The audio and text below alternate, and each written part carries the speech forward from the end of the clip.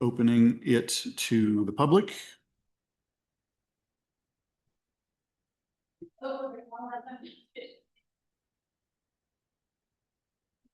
Our virtual public is filtering in. We are on the record. Counselor, you are ready to roll. Thank you. Good morning. This is Ed Hamrick. I'm an Assistant Attorney General and I represent the State Board of Land Commissioners. This morning, July 9th, 2026, the board was in executive session to discuss four matters for attorney-client communication, which were authorized under 24-6, 402, 3A2, and 3 of the Colorado Revised Statutes. Those matters are stated on the board's agenda and specifically are the right-of-way application 10283 in Larimer County, agricultural leases 114 and 117, 117 and 118 in Kiowa. The court-ordered Wilson Mesa easement in San Miguel County, and Ortner v. State Land Board, case number 2026 CV 032240 in Denver District Court. The discussion was limited to attorney-client communications and no decisions were made in executive session. The board is now on the record and ready to proceed with its public agenda. Thank you very much for your attention and time. All right, everybody in the room and online, thanks for coming back to the reconvening of the July 9th public meeting of the Colorado State Board of Land Commissioners. We're going to pick up our business agenda now. And before we move into some of the items, I'd like to open it up for public comment about non-agenda items. It seems that we have a member of the public here in the room. And then if you're online, we'll turn to you next. Welcome. And if you'll state your name for the record, that'd be great. It's Douglas Tooley. It's good to meet you all. It's also good to... So we had a police officer in the room earlier, and that's certainly an important part of my story, and local real estate practice as well. I don't know, need to go into that in detail. It is certainly still very much in play, and they're doing what they can to get it done before the due process is finished. My interest is in kind of tangential to a project I'm working on right now on dispersed camping, increasing dispersed camping here in this area and other appropriate communities on the Western Slope, including those communities that are in need of workforce housing, and also for those in medical crisis. And I think that there's a synergy there and a good argument for opening up public lands for dispersed camping. I have no sense, or I'm beginning to get a sense of how state land trust land might work to that, and that's my purpose here.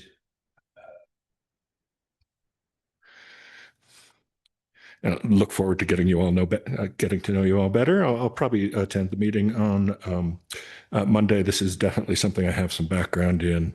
I worked in geographic information systems quite substantively in the Seattle area in the early 90s. I went through a master gardener type native plant stewardship and an urban tree stewardship program of 40 hours of training. I'm well familiar with the responsibilities of fiduciary responsibility through my work as a college student in one of the first universities to do South African divestment. So the fiduciary responsibility of a university that interests me to socially responsible investment. I was able to attend some of the first board meetings of that trade organization. And Oliver Tambo called me. I had the chance to speak with him for about 20 minutes. That's at Nelson Mandela's law partner and head of the ANC in exile. I'm a neighbor of Stars. We worked on some native plant invasive stuff there. They moved me out of there harshly in November. They kept moving around within the. Well, generally because we try to keep someone on schedule, we're already behind. I think we understand your comment about the need for dispersed camping for a whole lot of purposes. And unfortunately, we have to limit public comment, especially on non-agenda items, to 3 minutes. So you're sort of there, but I think Nope. listeners have a sense of what you, and it's been nice getting to know you on the tour. So Yes. appreciate your participation. Yes. All right. Thank you very much. Yeah. Thank you for joining us yesterday.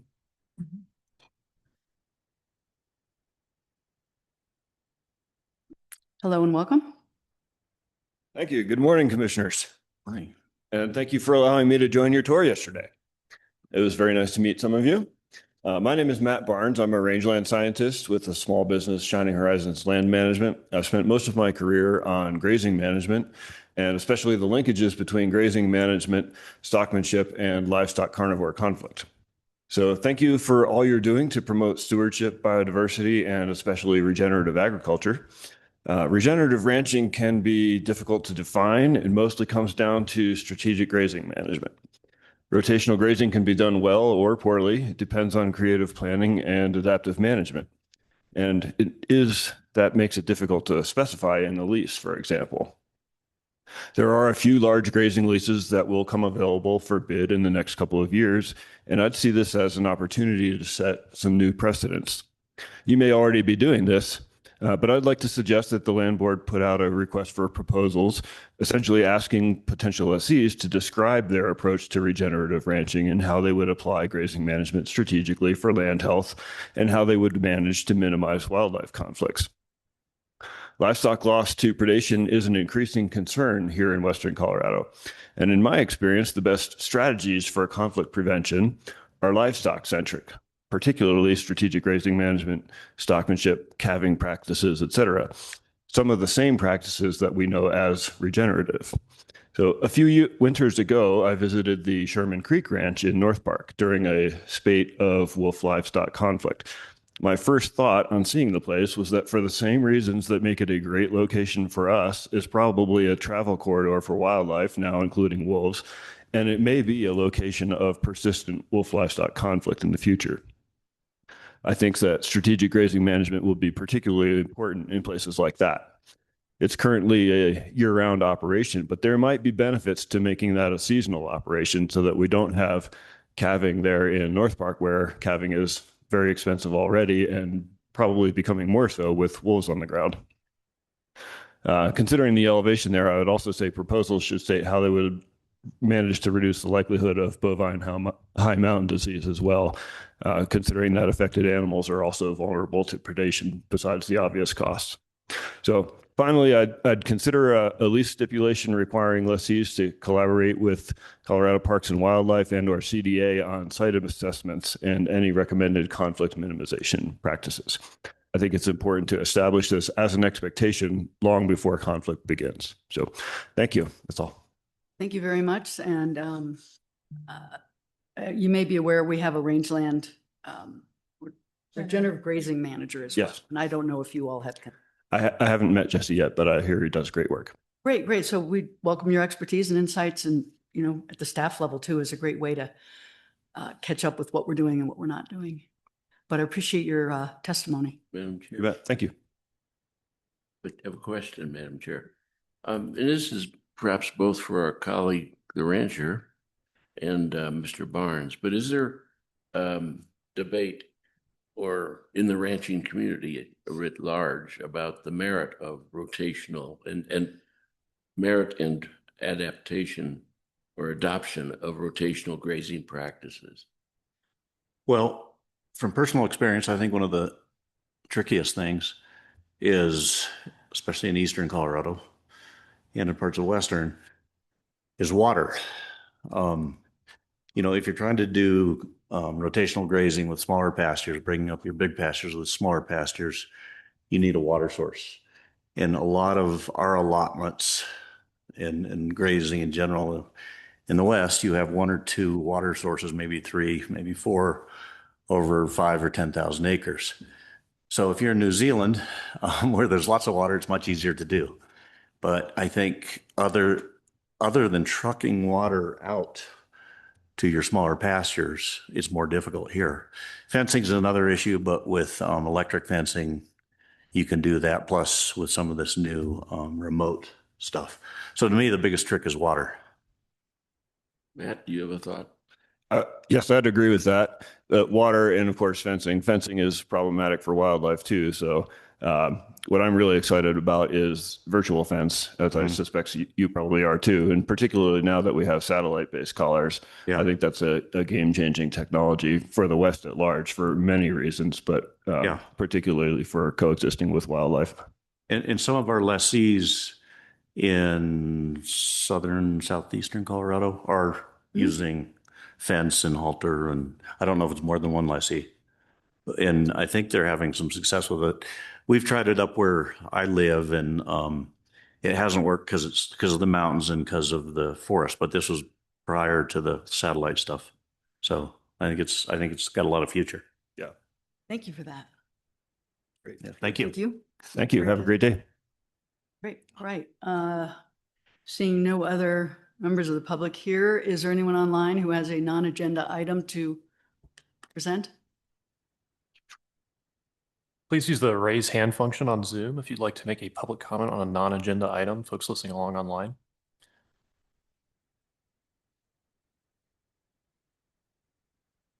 Not seeing any hands. Okay, then over to you, Director, for announcements. Thank you, Director Nicole Rosemary.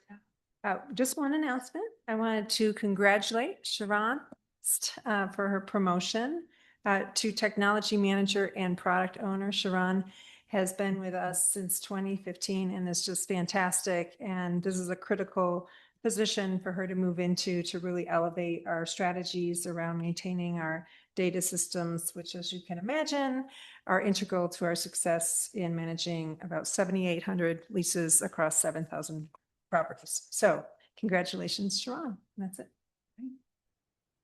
Thank you for that. And if Mr. Ray is available, I believe we have the DNR executive report. Chair, can you hear me? Yes.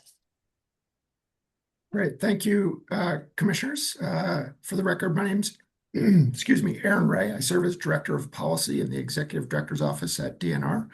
Sorry, I can't be with you in person, but I'm happy to provide an update on behalf of Executive Director Dan Gibbs.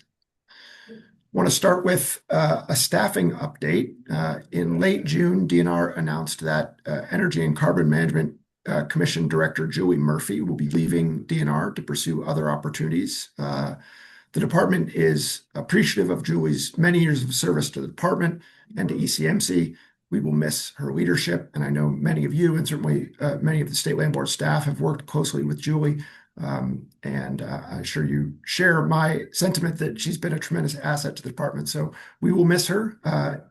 In the interim, Jennifer Walker-Graff, DNR's Assistant Director for Energy Innovation, will be stepping in as ECMC Director on an acting basis while we determine how to fill that position on a permanent basis.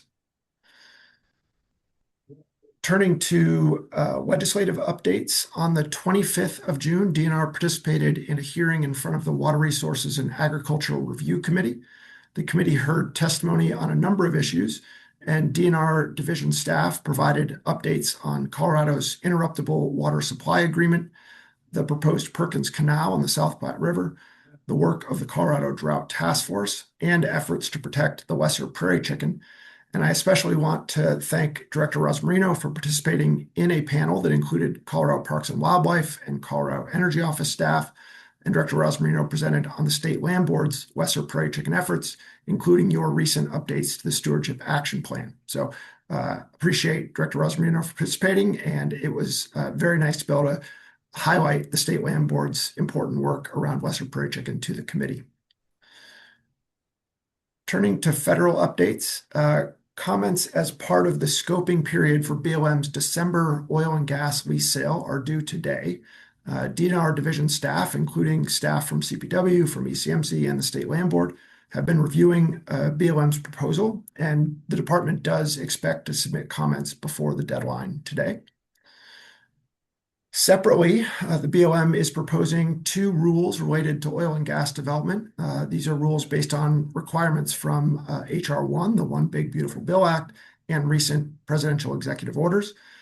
The proposed rules would shorten public comment periods, revert oil and gas bonding requirements to pre-2024 limits, eliminate requirements for waste minimization plans, and self-certification statements.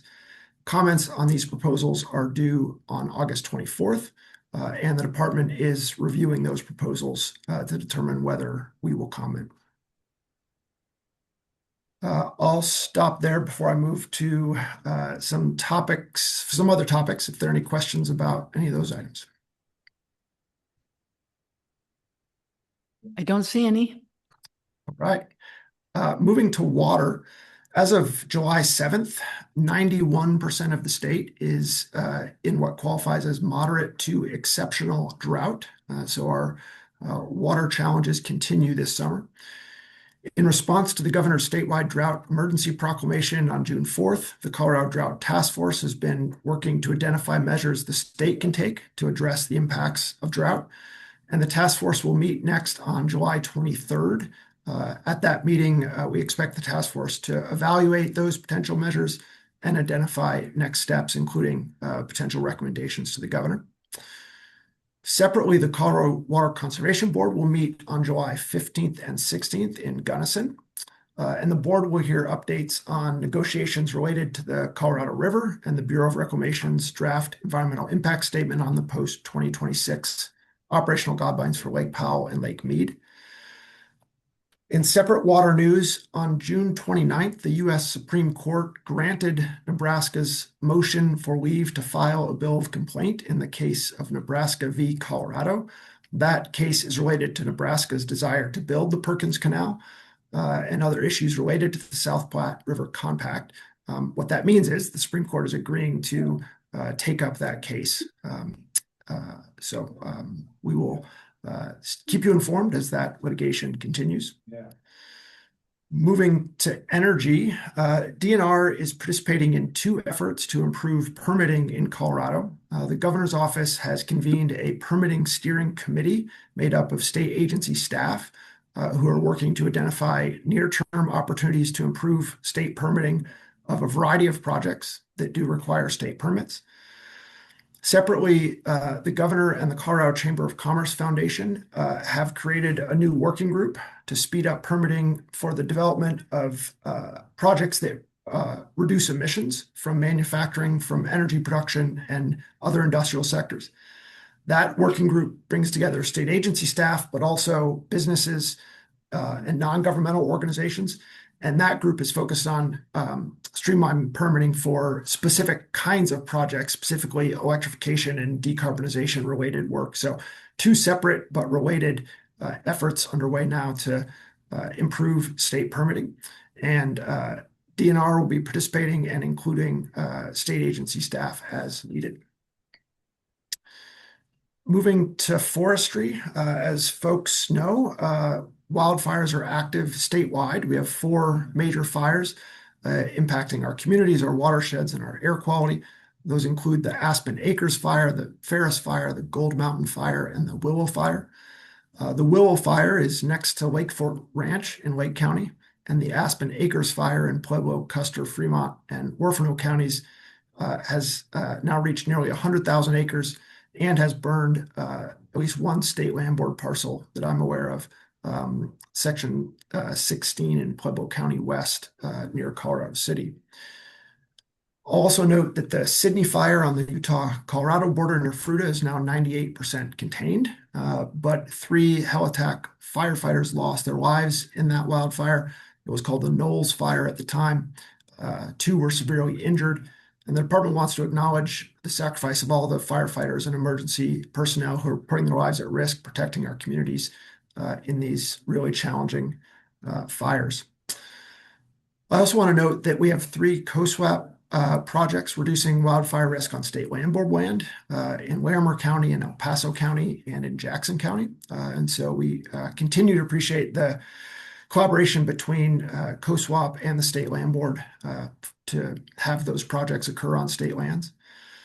And finally, on the forestry front, the Mountain Pine Beetle Task Force has approved a comprehensive work plan and is next meeting on July 14th. That will be a virtual meeting, and so folks who are interested can join that meeting.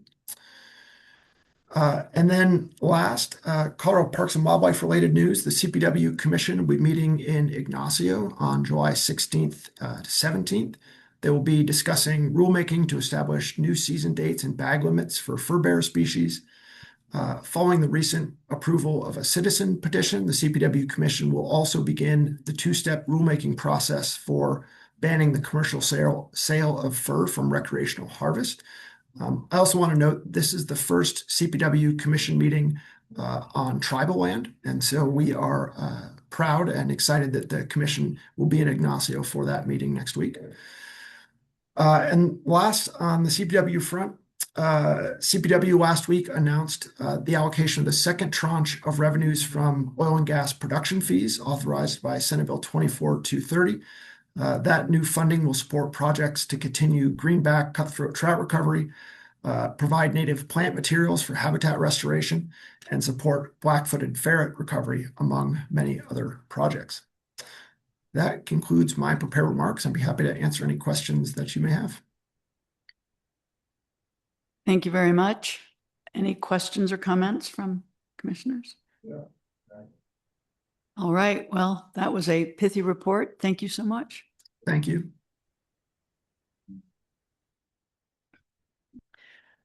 All right. We're going to move into the next business. Oh, we are going to do that first, right? Okay. Brief change or a little change in the agenda. We'd like to accelerate the presentation and discussion with Yvonne Cavness from the Colorado Department of Agriculture, who's made a special trip here. Welcome.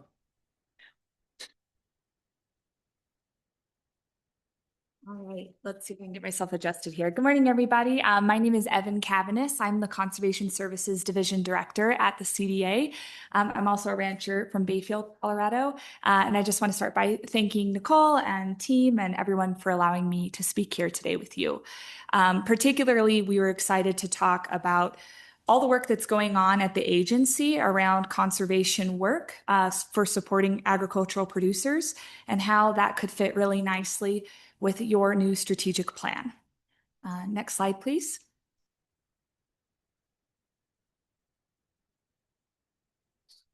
That's okay.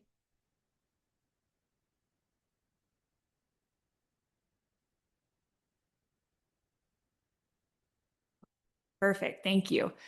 So as a reminder, the mission of the agency at large is really to strengthen and advance Colorado agriculture, promoting safe food supply, protecting consumers, and notably fostering responsible stewardship of our environment and natural resources in the process.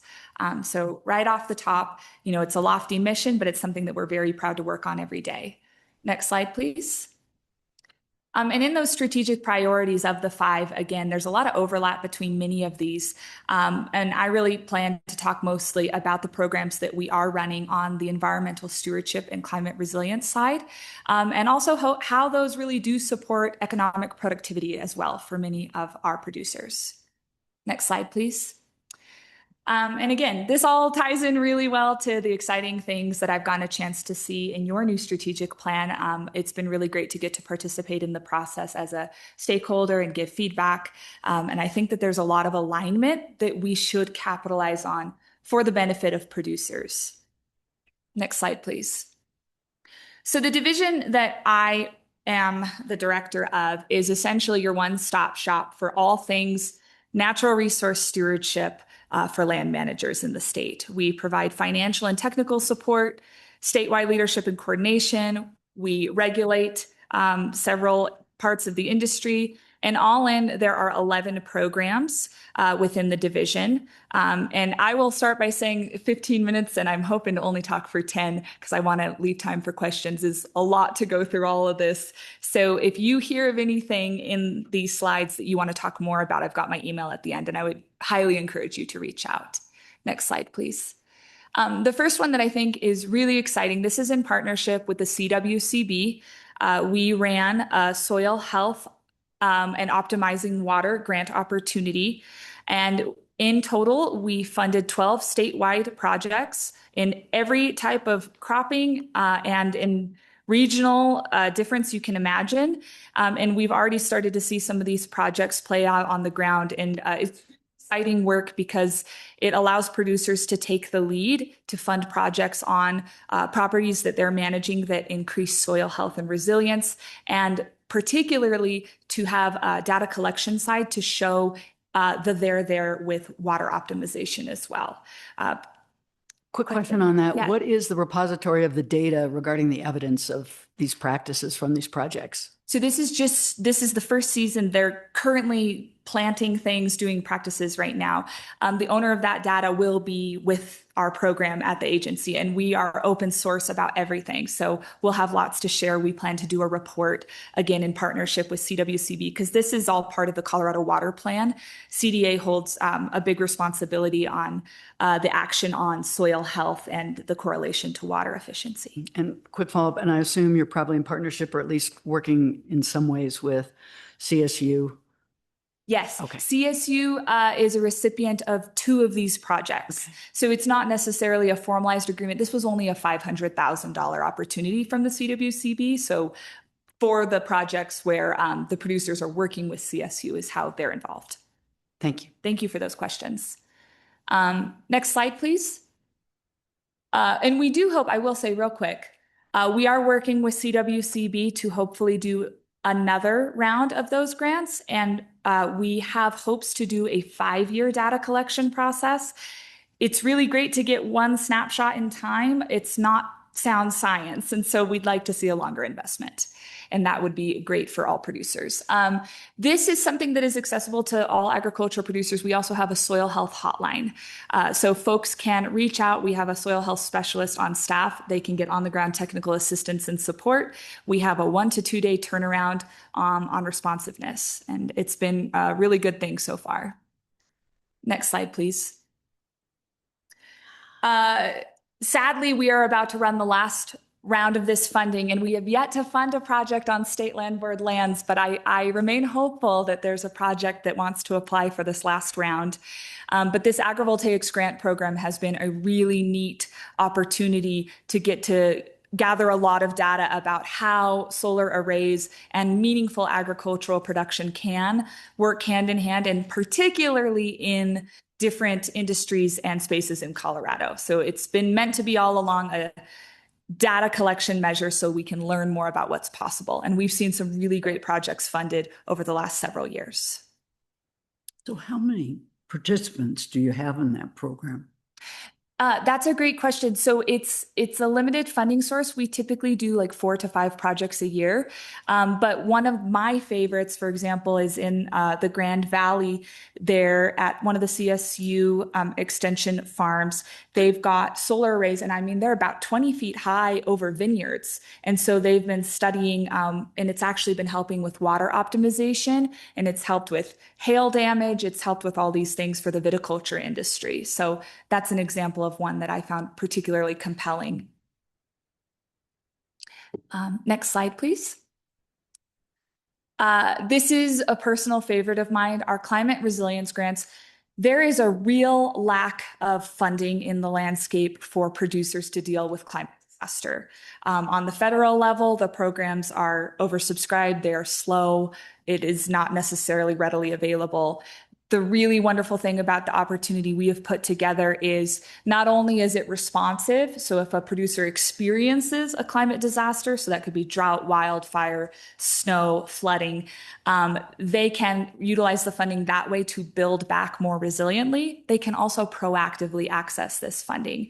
So we have seen some really incredible projects funded with this. Everything from mobile cattle corrals for being able to access, sort, and load livestock in a disaster to soil health projects. We actually have 2 recipients this last year who lease on state land board lands who are implementing practices using this funding.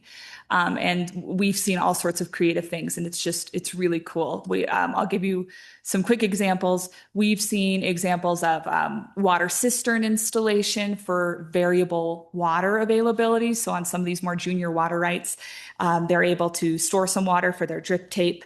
And then when they run out, they've still got a little bit left that they can utilize later in the season and save the crops from dying. So that's very good. Another example is a producer whose side roll infrastructure, sadly, they had an up watershed fire event, and they had so much silt coming into their side rolls they could not irrigate. It was the guns getting clogged on an hourly basis. So they were able to purchase a big gun. And for that one field where they were having so many issues with the higher water pressure, they were able to water. And she actually had been able to use less water to cover more ground with that for her situation.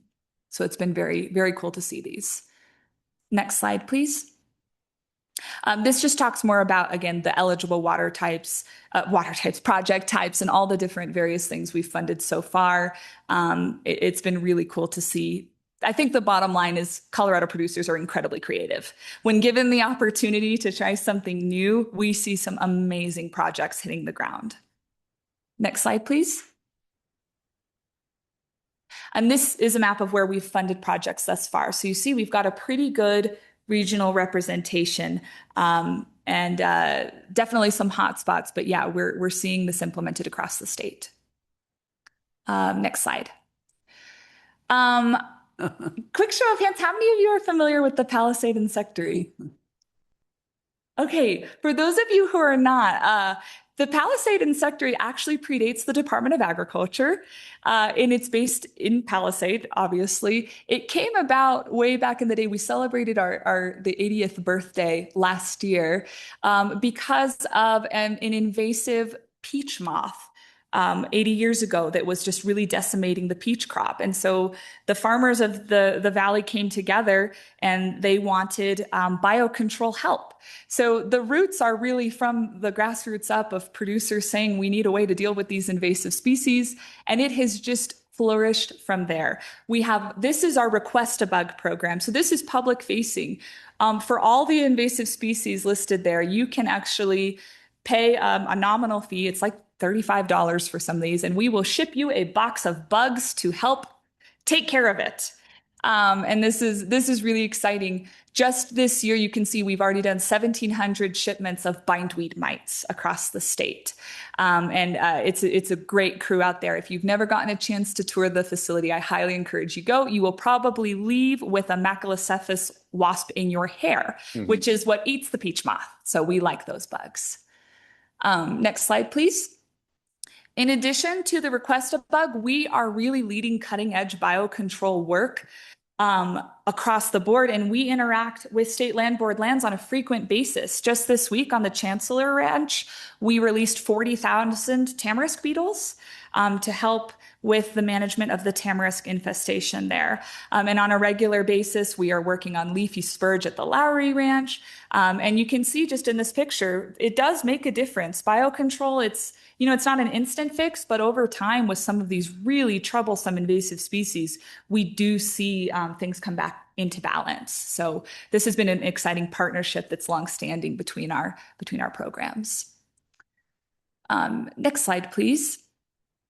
One more program that is really exciting that had its first cycle of funding this last year is we have a refundable tax credit program on stewardship, and it pays on a per practice basis and a per acreage basis. And an individual producer is eligible for up to $300,000 in refundable tax credits. So it can be a pretty big financial boon for folks who access it. It is highly competitive. We ran out of all $3 million and $2 million of this year's waitlist in under a minute. So it's a little bit like Taylor Swift tickets.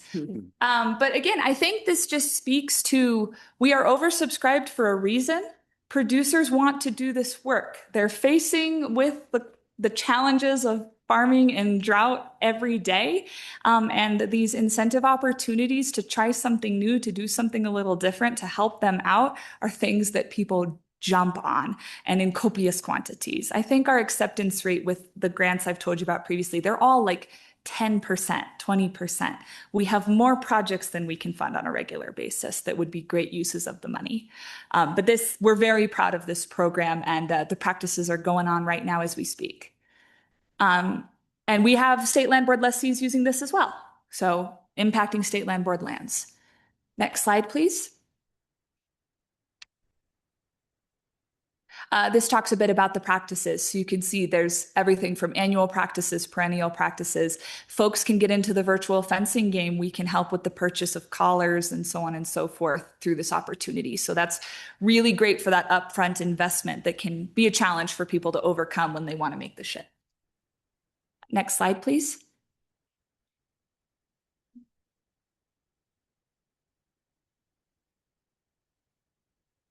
There we go.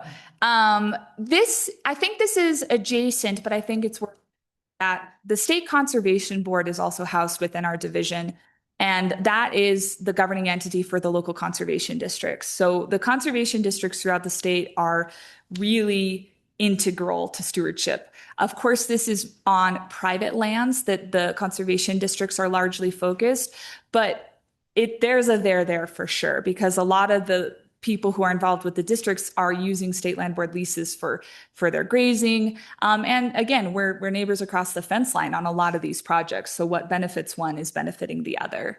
And this is down there on the bottom, you can see we have a matching grant program. So annually $750,000 in matching grants go out to the districts. And that's just a little bit of the statistics on the impact that those matching grants are having for stewardship. And the next 3 slides we can go. I just wanted to highlight where we are right now today, what districts around the Telluride area are doing with those opportunities. So you can see what's going on with that money. We'll make sure you have these slides so you can read through all this. Next slide. Again, this is the San Juan Conservation District. They did irrigation infrastructure upgrades, Rio Grande Conservation District. So we're definitely spreading money in this region. Next slide, please. This is a new program we ran last year. It's an urban ag microgrant program, recognizing that urban agriculture is also an important place for stewardship to happen. Next slide. And then briefly, I do not represent the markets division, but it's worth noting we have programming on the market side as well on climate resiliency that producers are accessing.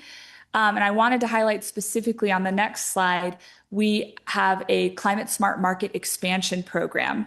And this has seen some really cool products come out of it. Root Shoot Malting, if you're familiar with that farm, they received an award and they're using locally grown low water input rye to do their malting. And it's just a really neat project of how they're using climate smart practices and making a really desirable product out of it that gets a market advantage as well. Next slide, please. And then I want to talk just a little bit about, we're not starting from square one here.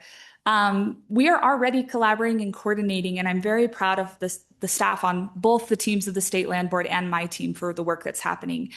There's a monthly standing call between staff in my division and staff with the State Land Board to coordinate on education and outreach. What resources are we sharing? Because we all know farmers and ranchers are incredibly busy. If we can get them in the room, let's maximize their time. Let's make sure we're speaking the same language and sharing the best resources we can. So kudos to folks like Jesse Price, who are on those calls working with my staff. And later this winter, we are going to be hosting a joint seminar on virtual fencing for producers. And the hope is to get all the different major companies in the same room, have booths, and really just talk from an objective standpoint about all the options that are out there for folks who are, and what funding opportunities are around to support them to get started. And the State Land Board is also helping us plan our soil health learning lab that will be coming up later this fall. This is my email. I would welcome any questions you all. My last sort of point here is, as you move towards your new strategic plan, it is always in the best interest of producers when we work together.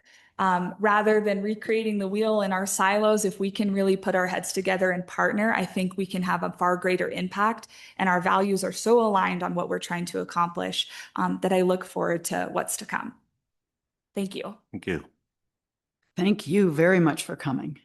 Any questions or follow-up with the commissioner? Yes, sir. Do you do any modeling of what ideal soils should be like if we have extended drought and increasing temperatures? You know, 30, 40, 50 years down the road, what the new Colorado soil should look like ideally? You know, that is a great question. I think there's going to be multiple answers depending on where you are regionally, but there are certainly, we work a lot in partnership with CSU to help us on the science side, and we've had some great partnerships with them to get to that model. And what's great about our learning labs, we get producers from a community to come together, and we'll go out to a producer's farm or ranch, and we'll do a soil sample right there and show everyone. And you know, they leave with sort of the tools, and like, if I were to go take a sample from my soil, like, how would I do that? What are my options to get it analyzed? Those are all things that we're providing with our outreach. But I assume, you know, as things change, and they appear to be, Yeah. that some of the changes in soil is going to be inevitable. I'm just curious about how far in advance you guys are looking at that. This is a personal passion point for me. I'm particularly concerned about dry up and what can we do proactively to make soil resilient for dewatering in situations where there's no other choice, especially on groundwater. So we know the bottom line is you need to establish something before the water goes away. That soil health work has to happen before the water goes away. So that is a big takeaway that we are hoping to help with. Thank you. Yes, ma'am. I had a related question. Do you work, given climate change and where we are, the inevitability of more frequent drought and less water, do you all help farmers consider different crops that might be less water dependent or less water intensive? As going into the future, I know some require a lot of water and maybe they just aren't appropriate longer term in Colorado. I think it's a very good question, and it's something that we are absolutely funding those farmers and ranchers. What we have found, because we have seen several projects where folks will Kernza or Sandpoint or some of these other drought tolerant crops, the market is not there yet. So I think although the science is certainly there on what can we grow with less water, the economy for the farmer to still make a living growing those crops is not there yet. That's not to say it's a lost cause. I just think there's further investment, and that's part of the reason with Climate Smart Markets expansion, we need to make a shift as consumers and a whole system before we push farmers in a direction that's going to force them to fail. Thank you. And we're very proud of those who are making the leap and taking the risk to help everybody else learn. Commissioner, yes. Perhaps related to Commissioner Scanlon's question, you mentioned introducing new crops. What new crops have you had success with?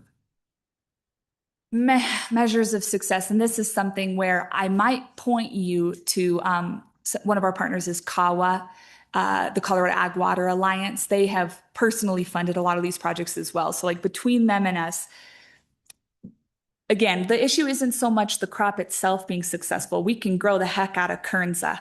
The problem is there's not a market to sell the Kernza and to get a profit off of it yet.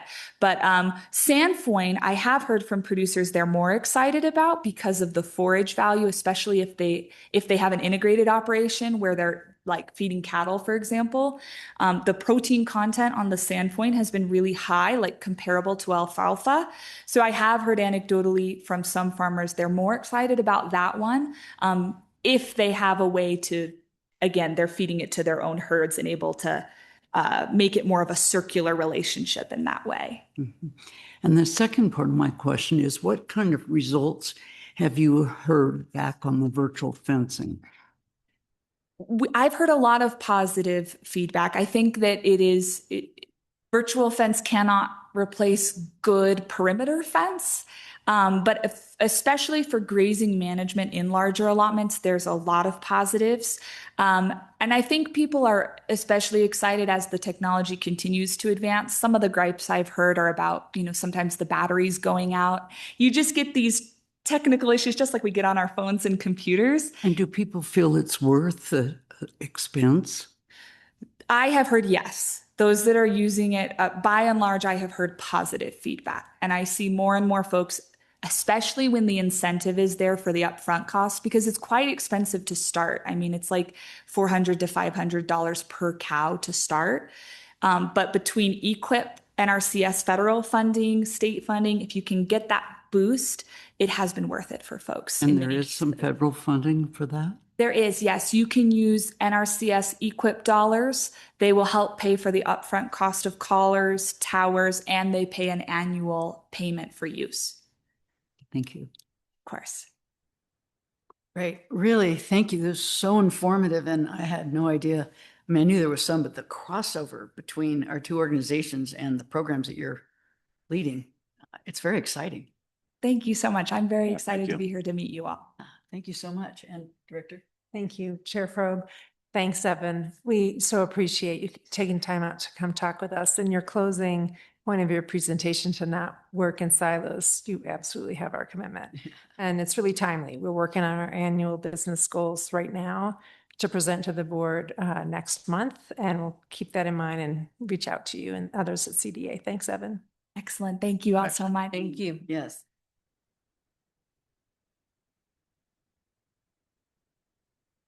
All right, now we're going to revert back to the business part of the agenda and final actions. The request for review, our first item, will be presented virtually by David Rodenberg. And for this part of the agenda, we may have presenters outside the organization, and I'd respectfully ask for other presenters to limit their presentation to 8 to 10 minutes. I think we believe that that would be adequate to sort of capture the intent of your argument and also keep us moving forward on the agenda. So, Mr. Rodenberg, are you there? I am. Can you hear me? Yes, sir. Great. Thank you, Commissioner Frobe. Good morning, Commissioners. For the record, David Rodenberg, Right-of-Way Program Manager.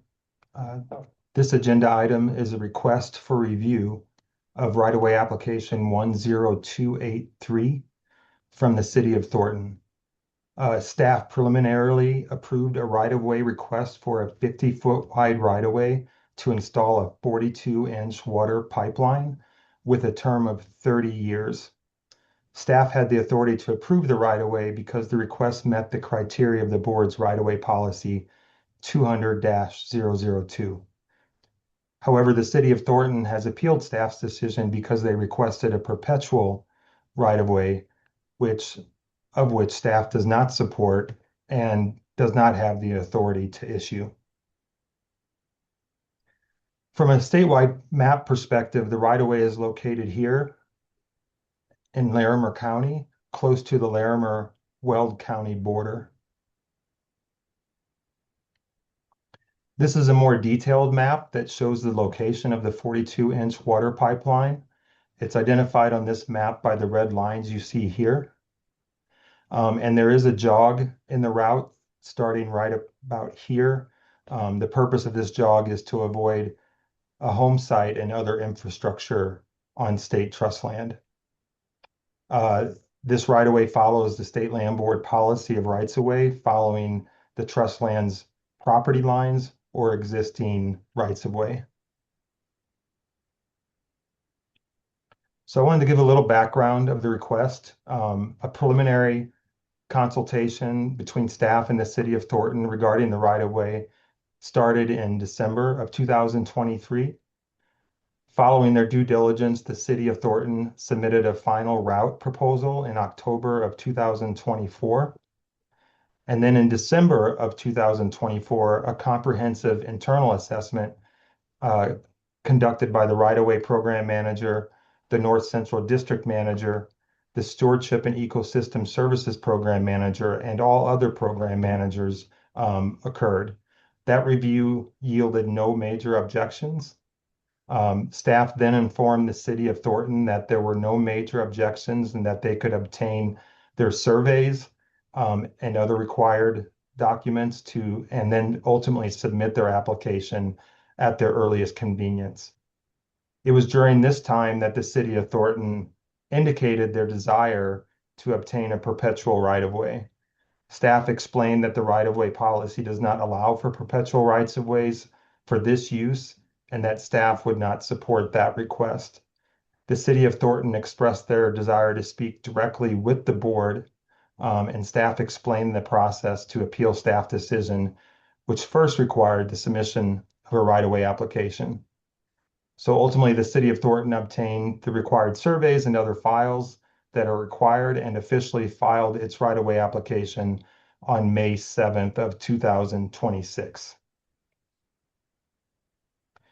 So the application had the detail of the request, which included a 42-inch diameter water pipeline.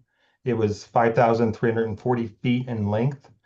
It was for a 50-foot width and 40 feet of additional temporary construction workspace, 40 feet additional to the width. And also it indicated a perpetual term. Upon staff's review of the request, a one-time consideration payment of $33,982 was calculated using the board's right-of-way pricing guidelines. This value was determined using the board's per rod calculation, which equates to $5,808 per acre. Typically, at this time, the contract is created using the board's standard right-of-way contract template and sent to the applicant for signature. However, because a perpetual right-of-way was requested and staff was aware that the applicant wanted to discuss their request with the board, on June 3rd, 2026, staff informed the applicant of staff's decision to support and approve the right-of-way, but not for a perpetual term. On June 15th of this year, 2026, the city of Thornton filed a formal request for review. Their request for review submission complied with the 30-day filing window mandated by the lease actions policy.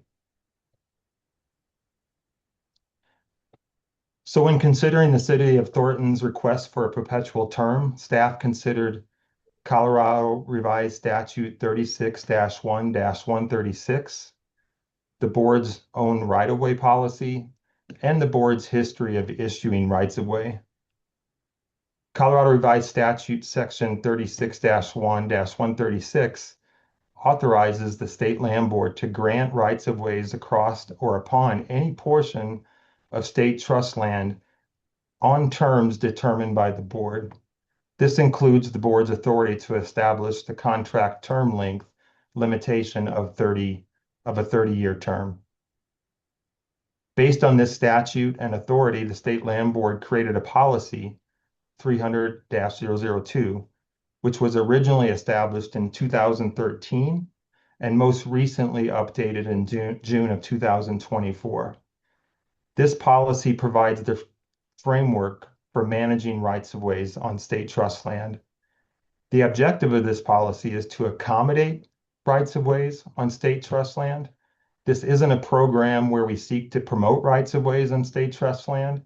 And staff is directed to accommodate requests in a manner that minimizes encumbrances while preserving long-term real estate value, protecting natural values, allowing multiple uses, and if a right-of-way is approved, to achieve appropriate financial returns.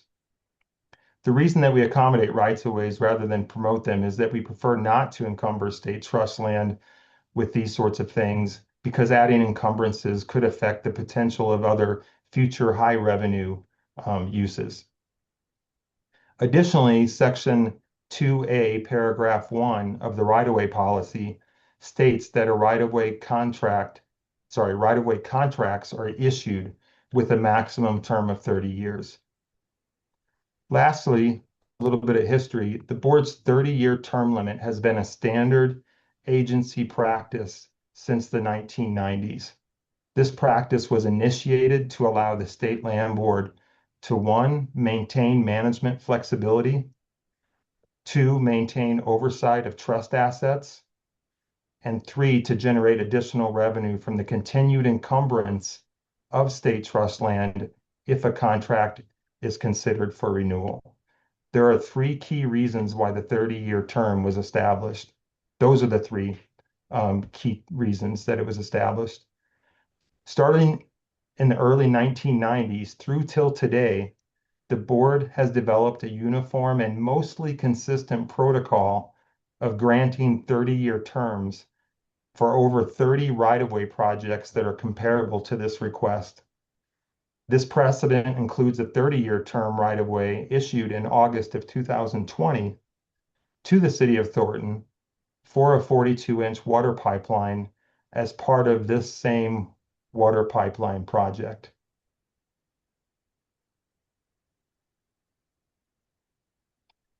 So based on the guidelines provided through agency policies and procedures, and this information presented to the board, staff recommends that the board approve the right-of-way application received from the city of Thornton for a 30-year term and a one-time minimum consideration payment of $33,982.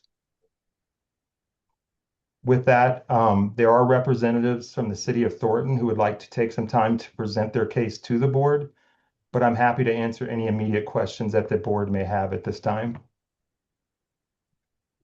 Commissioners, these would be time for any clarifying questions for staff. Commissioner Harden. David, can you, on the timeline from the moment the project was proposed to where we are today, when was the city of Thornton notified, or when did they know about our policy of a 30-year lease, or our tradition of a 30-year lease? I assume from the beginning. Yeah, that conversation came up. Again, this is approximate because we've been discussing this pipeline for some time, but I think it was around the time that they, in December of 2024, which is when they were, we did our internal comprehensive assessment. And then we informed the board of that we are okay with the right of way, and these are the parameters that we are okay with it. I think it was around December of 24 to answer your question, but I don't know the exact time frame.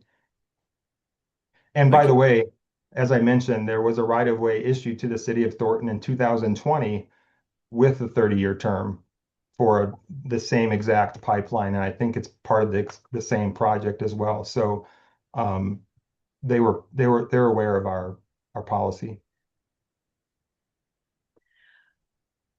All right. Commissioner Pribble. David, has any other municipality or water entity, or municipal entity, requested a perpetual easement as compared to a 30-year? Yeah, over the years since I've been here, the discussion has certainly came up with sort of I don't want to call it a subtle request, but an interest in the longer term. But after stating the policy and the board's protocol for issuing 30-year terms, that's where it ended. All right, thank you. All right, David, perhaps you might introduce the representatives. Yeah, I believe James Kohler is the main person that's going to present. I believe, and the city's attorney is also here. And sorry, her name is Diana Hoffman. Sorry for that delay. We don't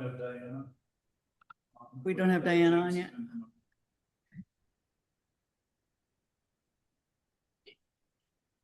So if you'd like, if you've been promoted, if you want to test yourself.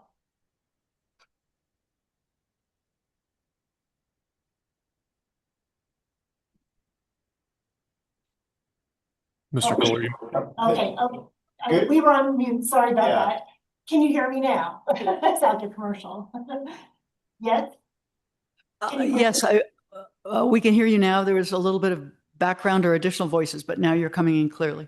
Perfect, perfect. Thank you so much. My name is Diana Fantano Hoffman. I'm a senior assistant city attorney for the city of Thornton. And with me is James Kohler. He is a project manager for the segment that's in Larimer County. And also with us is Robin Huffman. She's here to make sure we don't lose you. So thank you, Robin. So, and thank you for giving us an opportunity to talk about our project and to give us an opportunity to explain why a permanent easement is needed for this project. So the Thornton Water Project is a pipeline that will bring water purchased in the 1980s from Fort Collins to the city of Thornton. It's the largest infrastructure project in the city's history.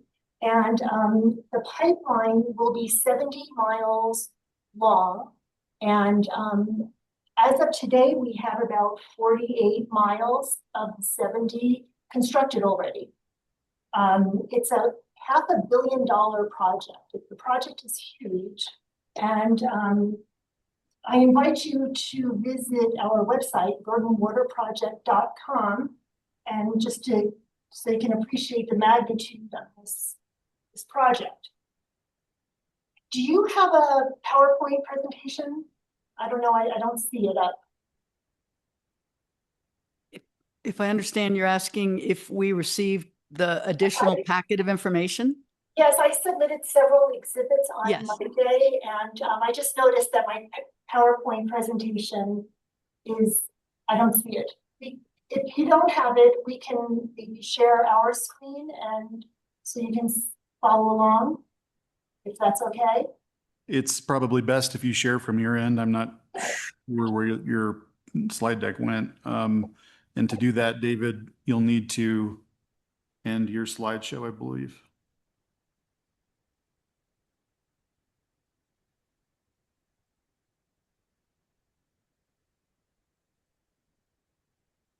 Okay, so you can, well, just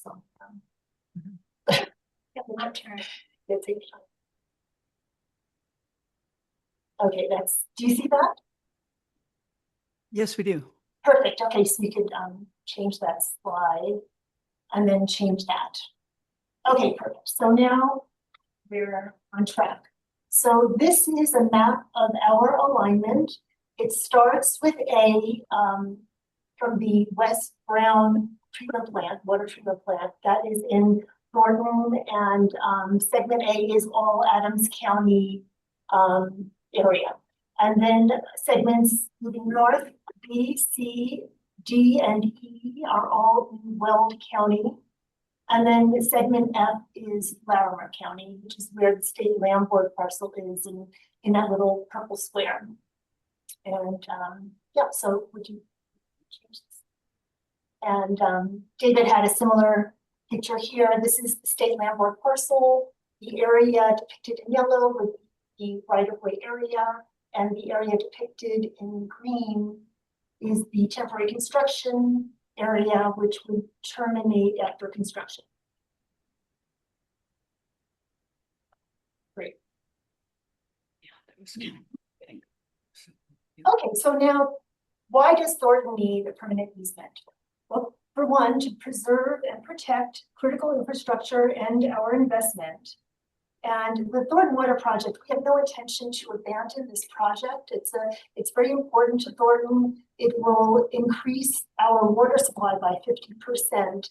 And so it's important that we have an interest where our pipeline is located that is there, that we don't have to worry about the term lapsing or that a contract will terminate. To really accept anything less than a permanent easement would be irresponsible to us because this project, as I mentioned before, is I have $1 billion project. And so we're just hoping that the state can recognize the magnitude of the project and work with us. Without a reliable water supply, Thornton will be unable to meet the demands. So I can't read that. That's okay. Of a growing community in terms of housing, business, and the quality of life and enhancements. And so far, and James here counted the easements. I'm sure he's correct. We have 285 permanent easements so far that run through Adams, Weld, and Larimer counties. All of our interests acquired that our pipeline will be or is in already, more than half the project installed already, are in permanent easements. The only case where that's not the case is with the state land board parcel in Weld County. That's the only of all the parcels. That's the only parcel that we don't have a permanent easement. And if I could just quickly explain why that is. When we, back in 2020, is that when, David, I think that's when around the time of negotiation, the city of Thornton had an application before the Weld County Planning Commission for a use by special review permit. And we were instructed by the commission to acquire all of our interest before the next public hearing. So, and that was a daunting task. As you saw, segments B through E, it's most of the 70-mile pipeline. We had to get easements. So we were rushing to get all our easements. We had 35 condemnation cases in Weld County District Court to get those interests. And I mean, we were literally underdone to get these easement interests. So when the state land board would only offer us a 30-year, we were sort of forced to accept it, and under terms that we were not happy with. And I think we overpaid for that 30-year contract. But anyway, so yes, we did know about the policy, but we really did not have the time to appeal or to ask for a permanent easement back then. And as far as risks associated with the 30-year right-of-way contract, according to terms, it's possible that the contract can lapse or terminate. And then as far as future costs, they're unknown. For the Weld County parcel that we have the 30-year contract, Thornton paid the state land board about $242,000 for a 30-year contract. That's a lot of money. It's a lot more than we paid for the adjoining interest that we got in perpetuity. And in 30 years, we're gonna have to pay that again. It just doesn't seem just. I mean, I saw the negotiation log, and we were valued at 100% fair market value, where typically an easement, perpetual easement, will be valued at half that, 50% from market value typically. So anyway, so there's a lot of downside for Thornton to accept a 30-year contract again. So the next slide. Okay, yes, and proceeding exists for a permanent easement. As you know, CRS 36-136 permits the state land board to grant rights of way. And in your general information number 2 packet on your website, it does say that the state land board will consider a permanent right of way, and that's why we're here. We're asking to consider to convey a permanent easement to us. Now, the state land board has granted permanent easements or rights of way in the past. We searched maybe a handful of counties, and I was able to locate 6 permanent rights of way. And actually the one most recent was in 2021, conveyed to Pueblo. And actually that was a 99-year right of way, and that was to the public service company for an electrical main. And then there were 5 others. I submitted them to under their labeled Exhibit 6, 7, 8, 9, 10, and 11. And they range from, one is fairly old, but the others, most of these are water mains, and they're for all perpetual terms.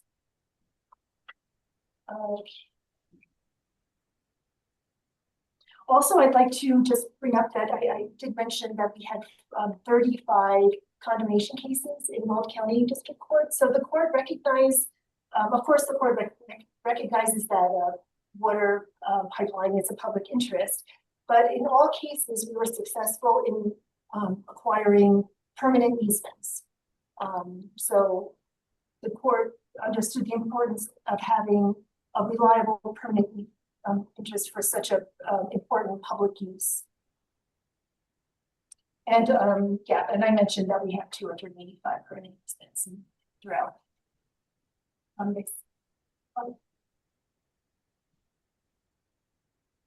Okay, and very important to mention that if we were to grant Thornton a permanent easement or right of way, it would not injure state land board's right or inhibit its mission in the Constitution.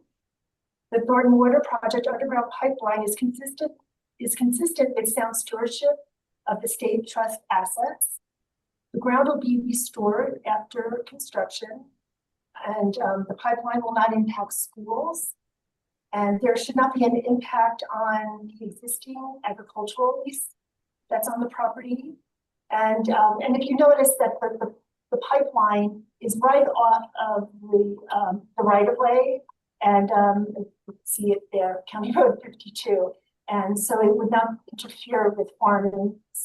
It'll straddle the, just right along the right of way there. Also, it's important to mention that Article 16, Section 7 of the Colorado State Constitution grants entities like Thornton the right to a right of way across public, private, and corporate lands for the purposes of conveying water. So Thornton has a constitutional right for a permanent easement, provided, of course, that we pay just compensation for the interest. And Thornton will pay fair market value for the interest. And I also submitted with my packet an appraisal prepared by Bonnie Rohrig and Associates dated February 2nd of 2026, and that's Exhibit 5. Yes, and by the way, just to confirm, the commissioners all received that package, and it was very thorough. Thank you for putting all of that together for us. Oh, you're welcome. Thank you for acknowledging that. So, in short, Thornton requests the non-exclusive permanent easement or right of way for the rights and interests necessary to operate the Thornton Water Project pipeline. We would like to have used our form, which I submitted with, or James submitted with the application, but we are willing to use your right-of-way contract form with some edits that I forwarded to David for him to consider. I also need to mention that in our easement document, and I also put in the edit, David, in the right-of-way contract, that I inserted language where Thornton would have the right to vacate 10 feet of the right-of-way area in the future.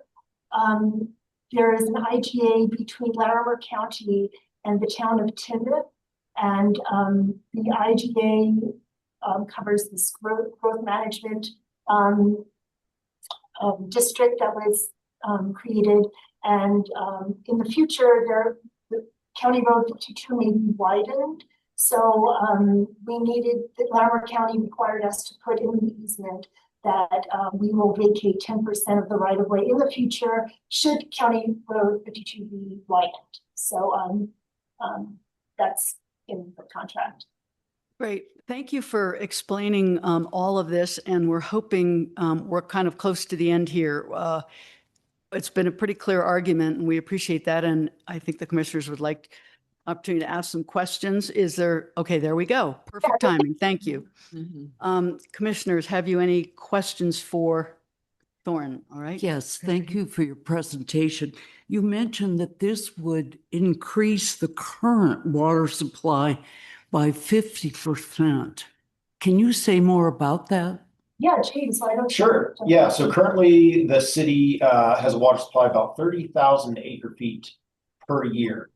And that is from two sources. One source comes from Clear Creek through Stanley Lake, and the other source is from the South Platte River. So adding the sources are Clear Creek and the Platte River? South Platte. South Platte River. That's South right. Platte, yeah. That's right. So by adding this project, which would draw on water rights that we have established in the Poudre River Valley, we would be adding about 14,000 acre feet per year to that supply that is currently 30,000.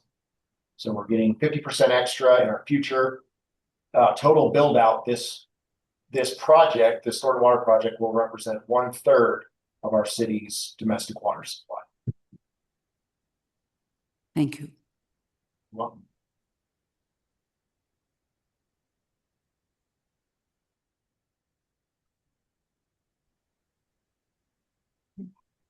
Any other questions?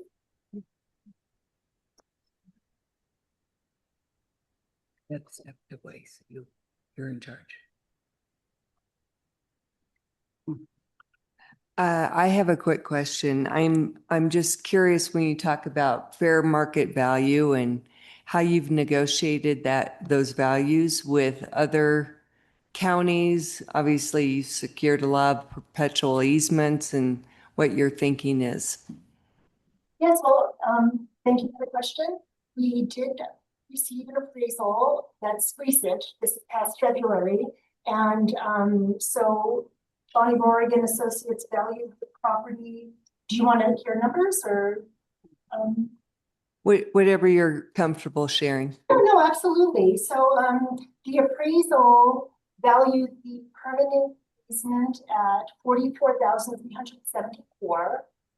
And then we have three temporary construction easement pieces, and the total of those would be $9,640. So the total compensation would be $54,050, according to our appraisal, and that's for a permanent interest. Thank you. You're welcome. Any other clarifying questions or questions for the city? Okay. Well, now I think we'll. I just yes. one other thing. Yeah, I just wanted to just for the record state that I submitted all the two maps you saw in the PowerPoint presentation. On October 1, 2025, the City of Thornton sent the State Land Board a notice of intent. And also on December 9, 2025, we sent a final offer packet, and those are exhibits 3 and 4. And then I mentioned that exhibit 5 is the appraisal. I submitted the prior easement that we found. There may be more that the State Land Board granted permanent interest, and yeah, and that is it. Thank you. Yes. Thank you. Commissioners, now would be a good time to have a discussion amongst ourselves, and then we'll see if the public has any input, and then we'll move to a motion. Commissioner Pro. Madam Chair, I'm inclined to support the staff recommendation for a 30-year lease. The simple reason that it's our fiduciary responsibility to maximize revenue for the trust, and we give away considerable amount of future revenue, potentially unknown but future, by granting anyone a permanent lease. Secondly, I understand we've granted very, very few, maybe 2 or 3 permanent easements in years past. I don't know the specifics of them, but this would be an unprecedented request to grant to this applicant. So And lastly, I'd point out that this 30-year lease payment of less than $34,000 is relatively economical or beneficial even to the city of Thornton. So that's my view. Commissioner Harding? Yeah, I support Commissioner Pribble for some of the same reasons, our desire to protect our real estate values, some of the things David listed, natural values, our management flexibility and oversight abilities. So I support the staff recommendation of a 30. I'm feeling that way too. I feel like it's consistent with our right-of-way policies. And that's important to me and as we consider this. Well, since we're weighing in, I understand why the city wants the perpetual lease. And I have some sympathy towards that. On the other hand, we have policies that are pretty clear. And with regards to the payment, it's what we charge everyone. And this is not an exemption or any way an inflation of what how those costs are calculated. And we do have an obligation to maximize our revenue. Candidly, we thought that cost was low. So different lenses have different perspectives. I've raised the question of should perpetual leases, when and if we grant them on a very rare basis, have a much, much higher cost as a consideration of that. But I don't want to engage in that kind of a negotiation at the moment, particularly when I don't feel my fellow commissioners are leaning in that direction. So I'll be supporting the staff recommendation, but I appreciate your perspective and I understand your arguments. They're compelling, but I think we're a different entity than the other counties you've negotiated with, in that you have secured these kinds of agreements with, and we have a different set of obligations. So I hope you understand that as well. If I may chime in, if you are leaning towards not granting our request, could we at least have an automatic extension? The thought of the contract terminating on us, where we don't have a right, our pipeline does not have a right to be there, at least there'd be some level of comfort if there was an automatic renewal. And if we have to pay, an additional 30-year fine, but at least where there's no gap in time, like there's a vulnerable time where, oh my goodness, we don't have the right to be there, have $1 billion project in jeopardy. So if that's something you would consider, that would be appreciated.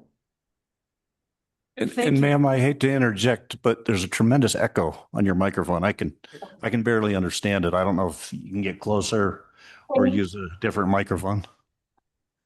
And while you're setting that up, appreciate the creative thinking, and what the commissioners will decide is whether or not to support the staff recommendation or not. And out of that will come other opportunities for parties to have other discussions or other actions. What I would like to say is the organization has changed and has recognized the limitation of permanent easements across its lands in the last 20 years. And that, whereas before, I don't think the cost of entering into permanent easements was understood or quantified as much as it then was by the staff, and hence the ensuing right-of-way policy. Having said that, the facts of this one, for me as one of the commissioners, is this easement is lined up with a public road.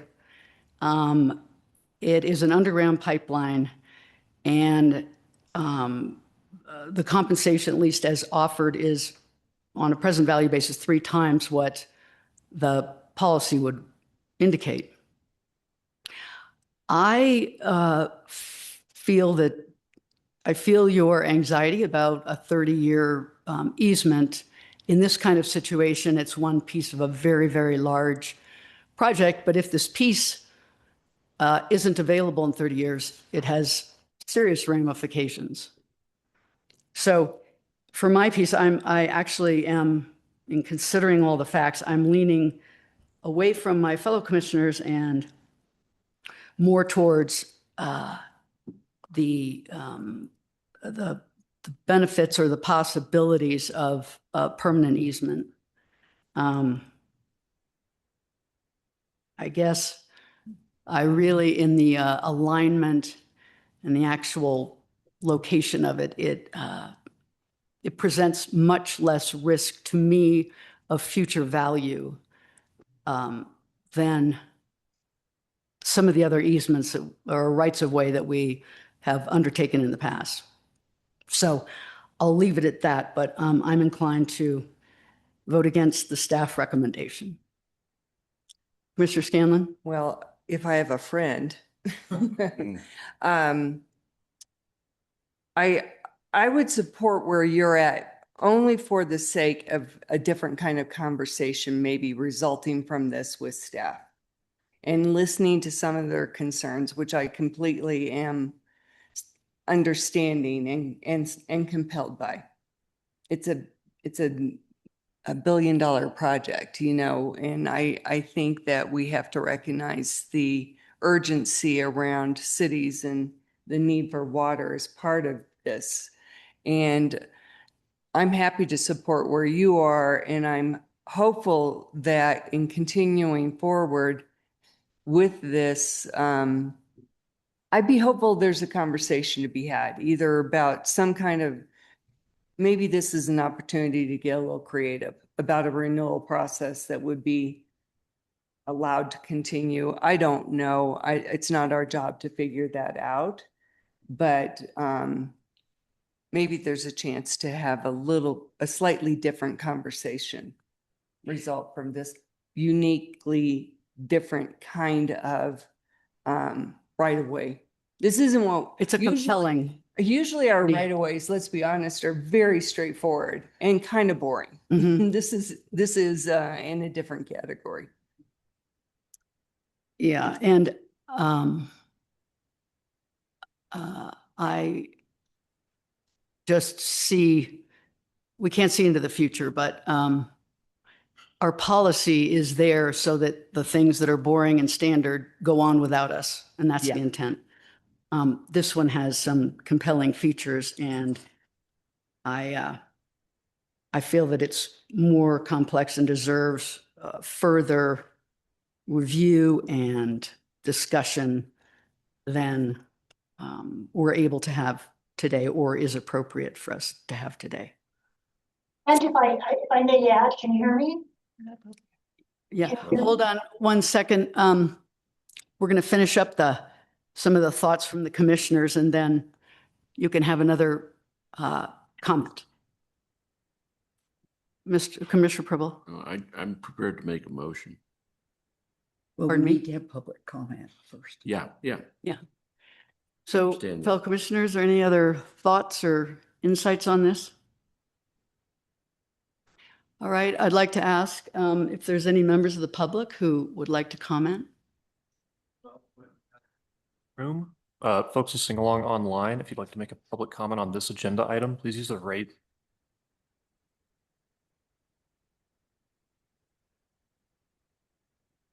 Chair, I'm not seeing any hands raised. Okay. Then commissioners, would someone care to make a motion? Madam Chair, I'm sorry, were you interrupted? Were you wishing to speak? Counselor? Were you going to offer City of Thornton an opportunity to make another? Yes, as part of the public comment. So we need to do that. Yes, please. Oh, yeah, no, I just wanted to, I know this is the water, I know the state land board they're based on the purpose of promoting education, and this water will go to the schools of Thornton. You can't run schools without running water, and it's all part of their cause too. I mean, it's all the residents of Thornton are residents of the state, and I just think this project is different than most, so, just to consider that as well. Thank you.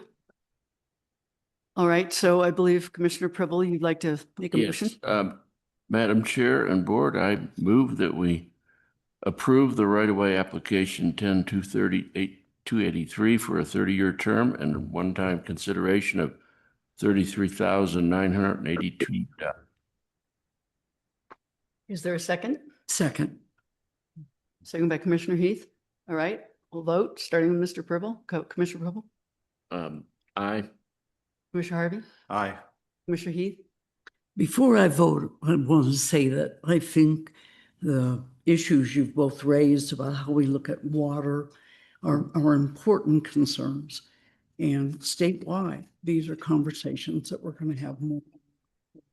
Certainly that's worth all of us as staff and board thinking about it. But I'm going to support the staff's recommendation at this time because I think this 30-year proposal gives a great deal of certainty and gives them time to some reliance. So I support this.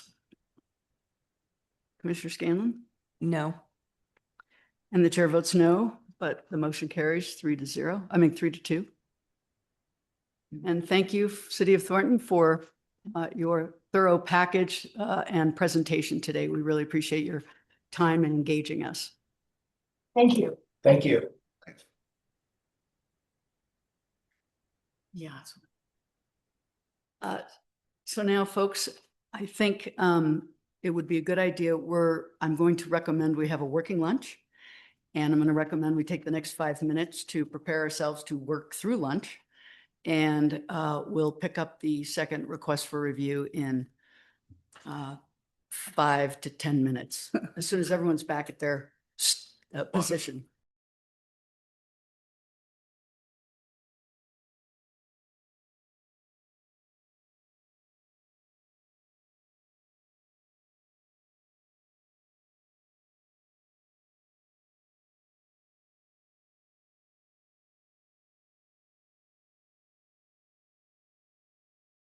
To the public session for the July meeting of the Colorado State Board of Land Commissioners.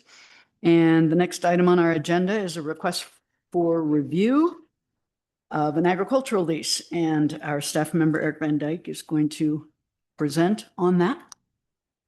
And Madam Chair, if I may make a quick comment, I'd like to point out to the commissioners that there's some handouts that you have that were placed at your places. There's a map and a list of properties, 2 copies of the leases in this particular case. They're sitting next to you. There's also a revised copy of the board order that more closely matches the staff recommendations in the cover sheet. So we made that adjustment for you to consider when it comes to that point. The handouts were provided by the requester. So when he is presenting, those are some exhibits that you may want to pull out. But I just wanted to point that out to you. Thank you very much. Off to you, Eric. Good afternoon. For the record, I'm Eric Van Dyke. I'm the Southeast District Manager for the Colorado State Land Board, and I'm here to provide information on the request for review for lease numbers 114117, 114118.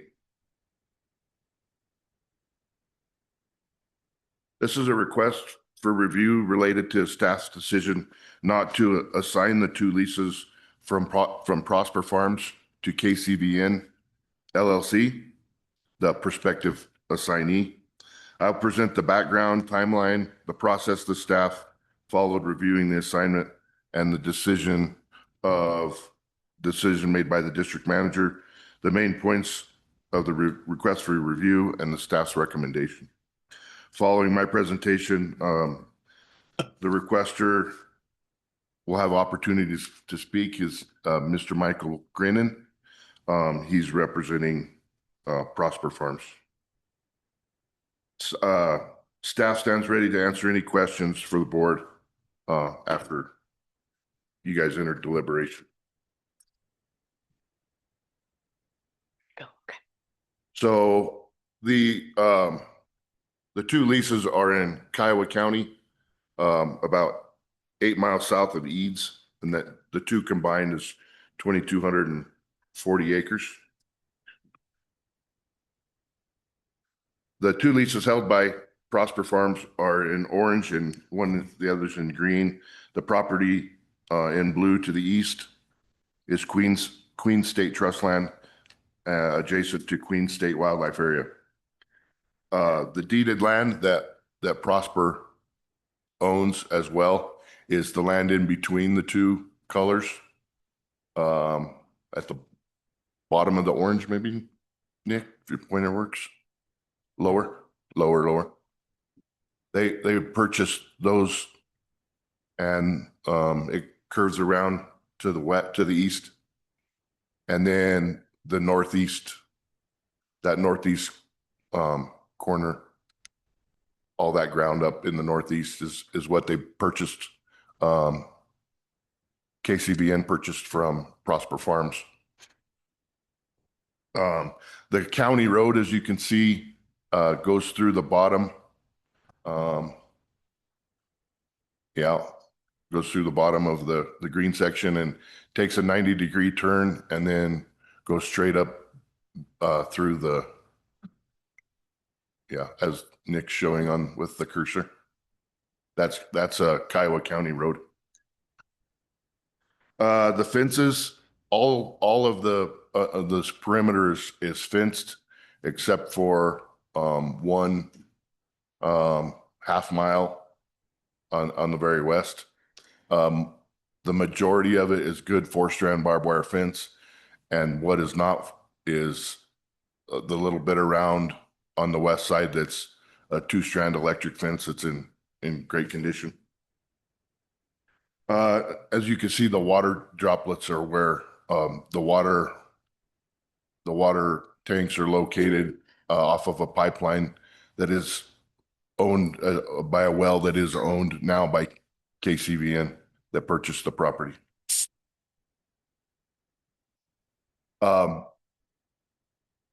There can be water brought in from the east side and from the southwest by neighbors. So there is other avenues to get water to these leases. On the timeline, prior to December 12th, I received 3 phone calls asking, before I even really knew that this was going to change hands, the community knew it was going to change hands, and I had 3 people call and show interest in and ask if there was a chance of what was going to happen with it. And so I didn't really give them a direct answer, but I said, yeah, we'll wait and see what happens. And if I do receive an application, which I hadn't received yet. On the 12th of December, an application was received at the Lamar office. At this time, both leases were delinquent, and KCVN paid the delinquent fee and made the lease current on 114-118 on 12/29. On 2/11, Jackson Donnell and myself did a thorough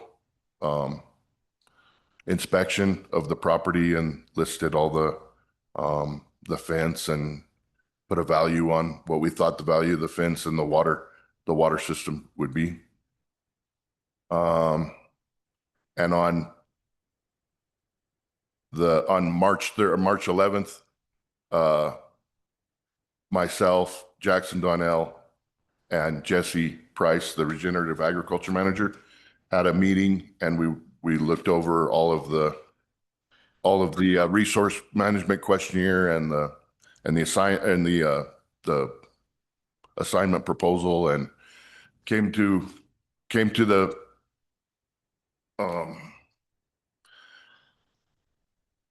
we came to the consensus that it was a great opportunity to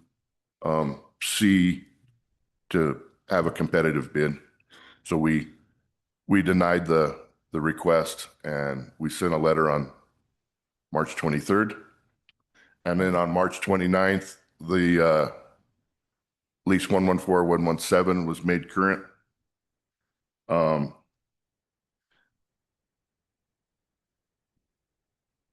received a call from Mr. Grinnan on April 8th, and April 17th, the request for review was sent by Mr. Grinnan representing KCVN. And on the 12th, the letter of intent was sent to Prosper Farms, which is one of your supporting documents that says we wanted to know their intent, whether they wanted to continue with the request for review, if they wanted to assign it to somebody else, if they wanted to give their lease, terminate their lease, what they were thinking they wanted to do. And on the 19th, we received that letter back. The assignment cannot take place without it being current. The timeline shows when the leases were made, the delinquent leases were made current. I received several calls,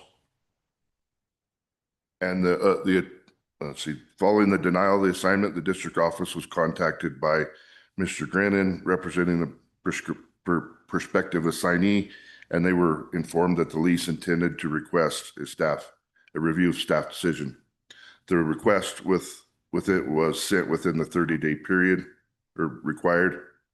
Staff also sought confirmation of how the lease intended to be processed, or how the lease intended to proceed given denial of the assignment.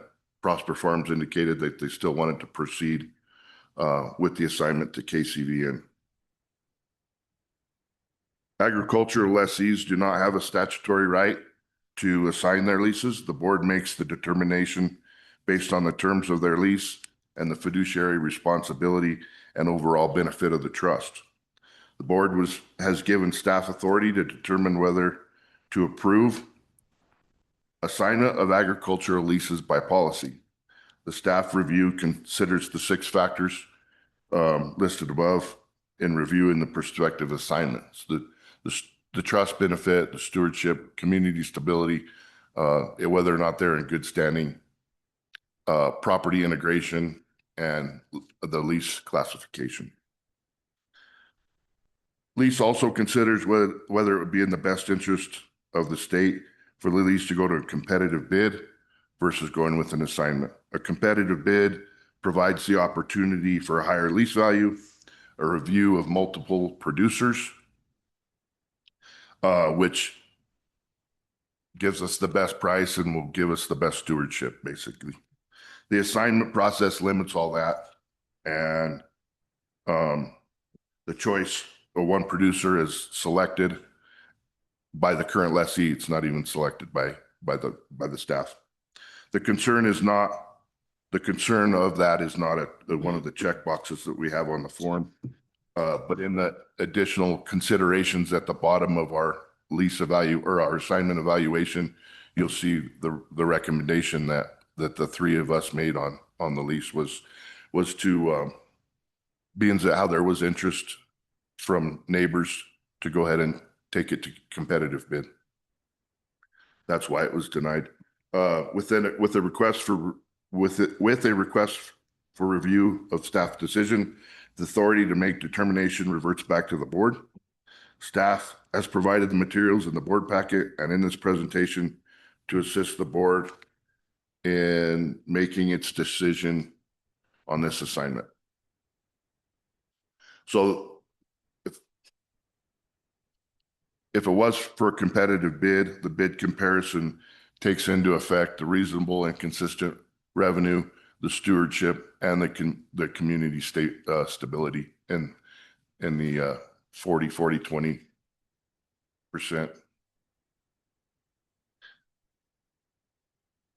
If the board rejects the assignment of the lease, there is an opportunity to use the competitive bid process to determine the next lessee for these 2 leases. The current rate is the minimum, which is $20.51. Staff believes that a rate of over $30 dollars per AUM is attainable with the current cattle market and demand for pasture. Last year, there was, we didn't put in there, I think there was 20 some state or competitive bids in 2025, and the average price of those was $31.44. The prospective assignee, KCVN, would be able to submit a bid as part of this process, as part of the competitive bid. They would surely be able to do a request or turn in a competitive bid for sure. The request for review, which is included in the work packet from Mr. Grennan, the assignment, their complaints is the assignment was part of the terms for sale for Prosper Farms deeded land. State Land Board leases prohibit the assignment of a lease without prior written authorization. Sales contract acknowledges that the assignment is not guaranteed. The State Land Board relies on water from the adjacent property. Staff believes that another lease lessee could responsibly provide water to the property and operate it without needing the adjacent land. Additional fencing would be required. With another complaint was that additional fencing would be required if the State Land Board is not operated together with the adjacent land, and the State Land Board property is mostly fenced out, and any new lessee would have to buy out the improvements and make any adjustments necessary to operate, which is standard procedure. This is not, that's not unusual for these leases.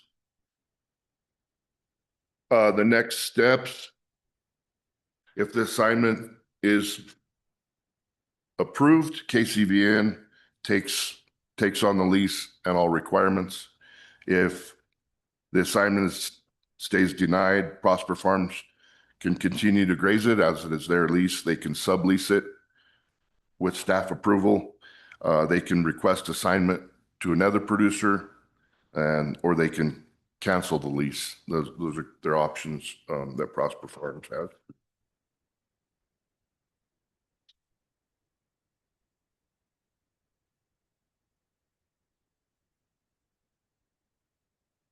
Based on the information provided to the board at the July 2026 meeting, staff recommends the board deny the assignment of ag leases 114117 and 114118 from the current lessee Prosper Farms to KCVN.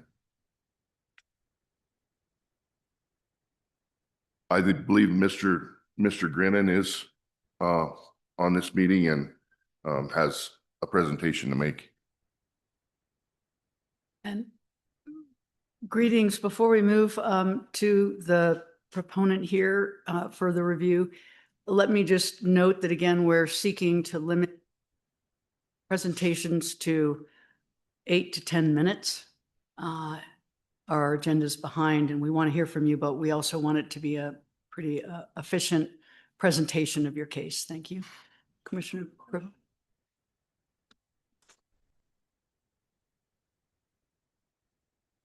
We see is delinquent on a lease, is that implied or not up to date on their payments? Yes, they're. And if so, does the leasee automatically lose or relinquish any rights of the lease? In the 118 rights, I believe it's 3 delinquent notices in a 10-year period. And they lose those 118 rights to renew their lease. In this situation, were there 3 missed payments or not? No, there were not. It was not up to date. It was not current. Yeah, it was when they applied for the assignment, the account, both leases were in arrears. Got it. Okay, that's all. Thank you. Any other clarifying questions for Eric before we move on? Okay. Do we have, who is the? Mr. Michael Grennan. Brennan, Mr. Grennan? One second. Mr. Grennan, you've been promoted to a panelist. If you would unmute and turn your camera on, we'll be able to hear and see you, and you'll.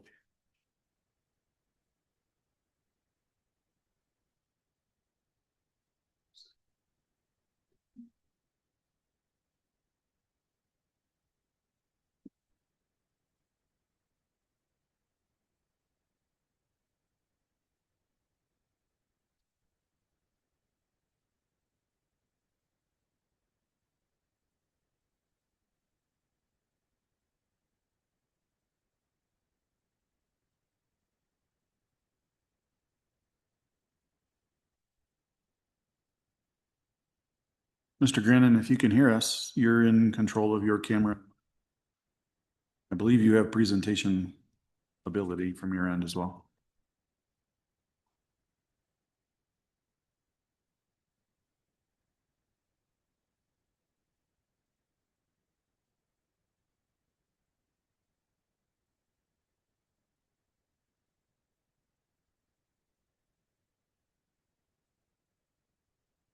Mr. Grennan, I see that you have your microphone muted. Can you hear me now? Yeah. Okay, sorry about that. Good morning. Thank you all for this opportunity. I'll be quick. I do represent both Prosper Farms and KCVN in this matter. In late 2025, Prosper Farms Investments sold the land that is in the red on the map that I've provided, which I believe you all have. The subject state leases are highlighted in yellow. Just to clarify, there is another well in section 34 in the northeast corner of that section, which is water that is provided by KCVN. It is my understanding, both from the Colorado State Land Board letter of March 23rd of 2026, which denied the request for the assignment, and my conversations with Mr. Van Dyke, that the applications were properly submitted. There was some confusion on the payment of these leases, but my clients did send those leases, the lease payments in, and because it was paid by KCVN, there was some confusion, but the state did have that payment from my clients. And I was informed by Eric that that was not a problem, in the sense that it would deny any request for the assignment. The Colorado State Land Board's decision was based on a determination that the Colorado State Trust land, and I'll quote, may best serve the interest of the trust by offering these leases through a competitive public bidding process and opening the opportunity for local ranchers, landowners, and other interested parties. As Mr. Van Dyke noted, these leases are current at this time, and Prosper Farms has these leases. So at this stage, I think we're ahead of the game in saying that we need to put these back up for bid, because Prosper Farms has not abandon these leases. They still have them. They still have the opportunity, if they wish, to attempt to sublease them to KCVN. It should be noted that the lease to Prosper Farms, as I said, does not terminate until December 1st of 2031. And again, therefore, these leases cannot be offered for competitive public bidding until that time, which is my understanding. KCVN is a good steward of the land. The other documents that I've provided to you show that they have other leases where they've been approved by the Colorado State Land Board to lease land from Colorado. They have thousands of acres with not only in Colorado, not thousands in Colorado, but do have thousands in Colorado, New Mexico, as well as the federal land, BLM land, that they lease. So I believe that demonstrates that they are a good steward of the land. As far as the trust benefit, the trust would be receiving the exact same payments that they negotiated with Prosper Farms on these leases.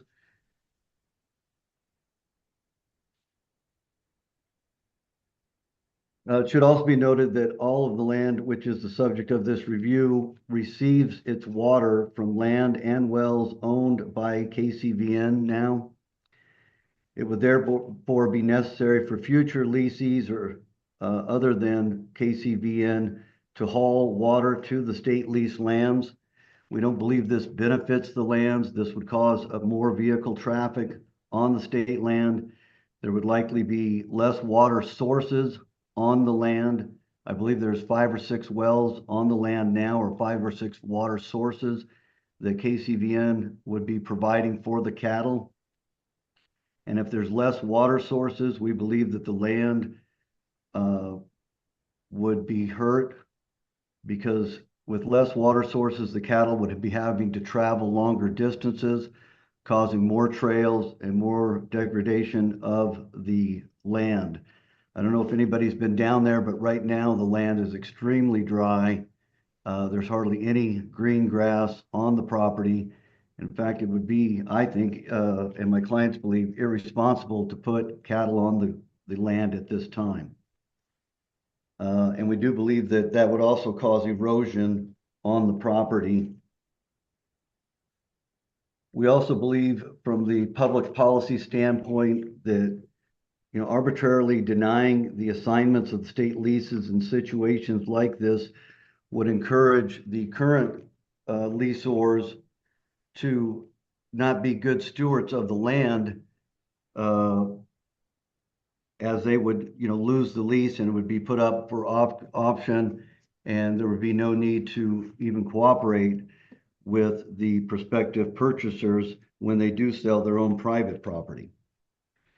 KCVN and their other affiliates are very active in Kiowa County community. They have brought the railroad from Towner, Colorado, which is at the state line, all the way into Pueblo. They brought that back into operation, which has increased the grain prices for the local grain producers. They have also put up a large grain holding facility, which helps the local producers not to have to drive either to the north to grain elevators or to the south. Both of those can be significant distances of 50 to 60 additional miles. They support the younger ranchers in the community. They purchase many animals at local fairs throughout that region.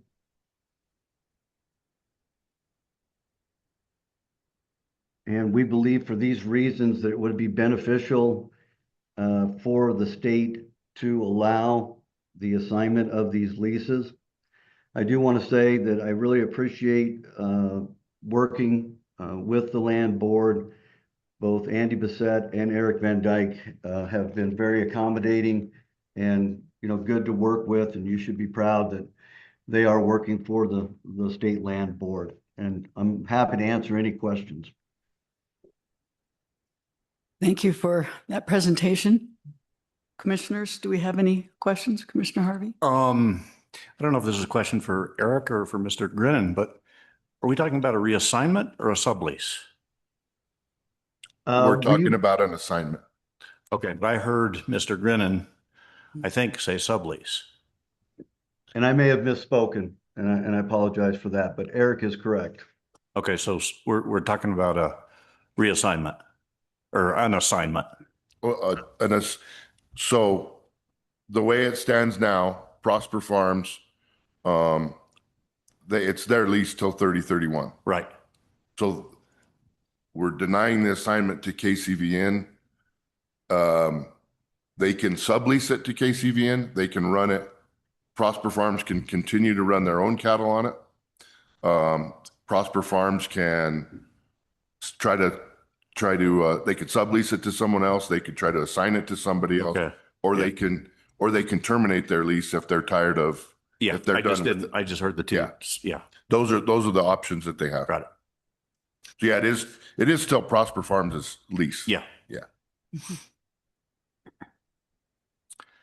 And the sublease, those other actions, even though it's not part of our board order, but should there be other actions, those all require approval of the state land board also. The sublease does too. Yes. Okay. That was my question. Yeah. Yeah. Well, I mean, maybe a clarifying question on that is you agreed, Mr. Grennan, that it is what's before us today, your understanding and desire is for the approval of the assignment of the 2 leases currently held by Prosper Farms. And your client's intent, should they have those leases, is to graze cattle on those as part of their overall deeded operation. That is correct. I guess I do have a clarifying question between sublease and assignment. Like, what's the benefit of one over the other? An assignment, basically Prosper Farms is trying to assign it to KCVN. If that goes through, this becomes KCVN's lease until Full lease. 3031, full lease. If they go with if Prosper Farms chooses a sublease, it's just for the calendar year, basically. It's a 1 year. Okay. They It's can the do another one the next year. They can apply for another sublease the next year and the year after and the year after. They could do that Would they need us to approve that sublease every year? every year. Yes. Okay. That's standard. I have probably a dozen that I have to do every year. Yeah.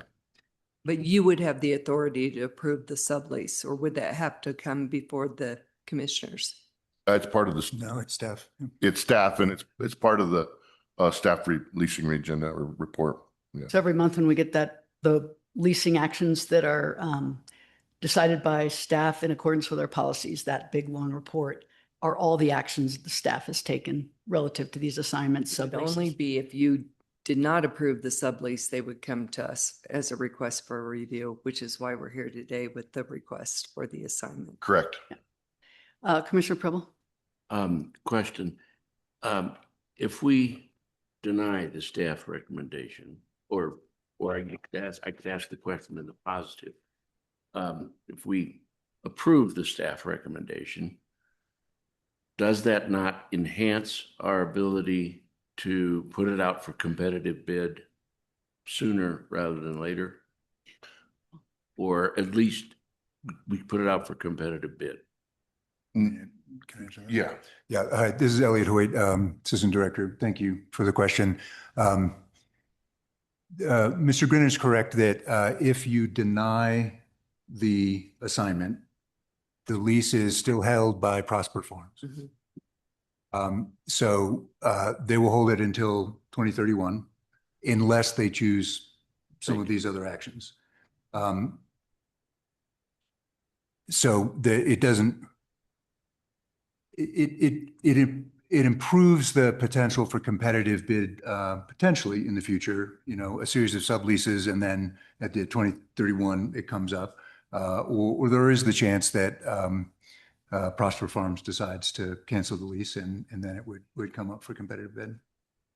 So we're just assigning assignment or no assignment, right? You're deciding that at this point. That's what's before you now. I think it might be If I helpful. may, it's my understanding that Prosper Farm, without the assignment, it is not their intention to give up the lease. Okay. I think, Eric, it would be useful for the, or maybe Elliot too, the rest of the commissioners to understand your recommendation on this assignment in the context of, 20 years of the state land board dealing with this sort of things. What would be the considerations of beyond the ones you've laid out of denying an assignment in hopes to going to market versus just doing an assignment? What are the considerations? The main consideration for me is that the assignment, Prosper Farms, is choosing who gets to manage our state lands. They're the only the KCVN is the only person that they have thought to manage this state lands. If it goes to a competitive bid eventually, then we get not only a higher a higher rate, but we'll get an opportunity to look at the stewardship plans for 3 to 4 different people instead of just one person, and that person being someone that we didn't really pick. So it's someone that Prosper Farms picked. Mhm. Can I answer? May I interject? From our position, this is very rare that assignments are not approved. I mean, I would ask, what percentage of proposed assignments are denied like this? 100. I think that's part of the question for Assistant Director Hoyt. Sure. Yeah, this is Elliot Hoyt. I don't have the percentage right now, but I think the important point is that every single assignment staff reviews and they consider whether it's in the best interest of the trust. And so in this particular situation, district staff reviewed it and determined it was the best interest of the trust, that there's strong interest in competitive bid. And so just automatically approving an assignment didn't make sense. I would also like to note that, Mr. Grinnan was pointed out that stewardship is an important consideration that we have. And he stated that KCVN is a good steward. Our current process for assignment doesn't go through the same rigor that a competitive bid process does. If this were to go to competitive bid, we would have the opportunity for that long sort of scoring checklist that we have. We look at revenue in a couple of different ways. We look at stewardship in a couple of ways. We look at community stability in a couple of ways. And KCVN would have the opportunity to present that information. In this application, we didn't receive a grazing management plan, even though that's a requirement of the request. It wasn't submitted. We just knew number of head of cattle. We don't know what their plan is for grazing it. We don't know all those things that typically we would get to know if this was a competitive bid. And so it's very difficult to just say, oh, let's just approve this group because Prosper Farms has nominated them as an assignee. So we're looking for that opportunity to look out for the best interests in the trust. Thank you very much. If you see the evaluation that we filled out, there's quite a few things that are missing on there. Gaps. Yeah. So, commissioners, do you have any other clarifying questions for either our staff or for our proponent? Questions or opinions? Questions? So seeing none, then we'll excuse the proponent. Thank you for joining us today, and we'll move to public comment, should there be any either in the room or online on this issue. Do you have a comment? You can use this. Just a quick question. Is there any possibility that the value of land is actually degraded given these conditions? Sorry, could you clarify? The value of the land is degraded in which situation? Well, I heard some discussion about drought. Yeah. Before we move on, if you could identify yourself again. Of course. Thank you, Commissioner. Douglas Tooley. Thank you. Assistant Director. Thank you, Chair. The question was related to the comment from Mr. Grinnan related to water, I believe, which is obviously a great concern. And Eric could speak at length, I'm sure, about the drought conditions in the Southeast and the way in which our staff works together with lessees.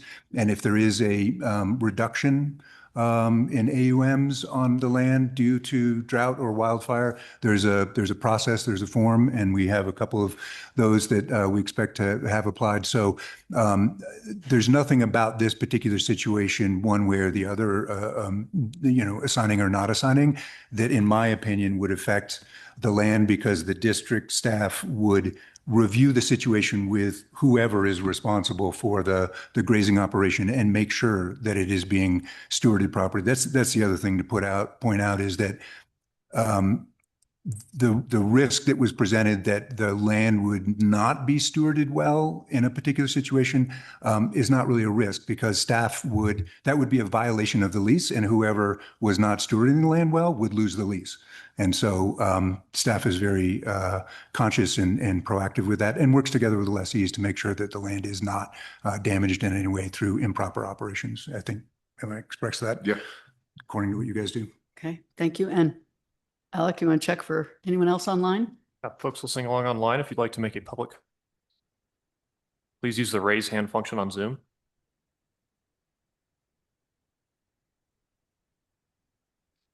Chair, I do not see any hands raised. Okay, great.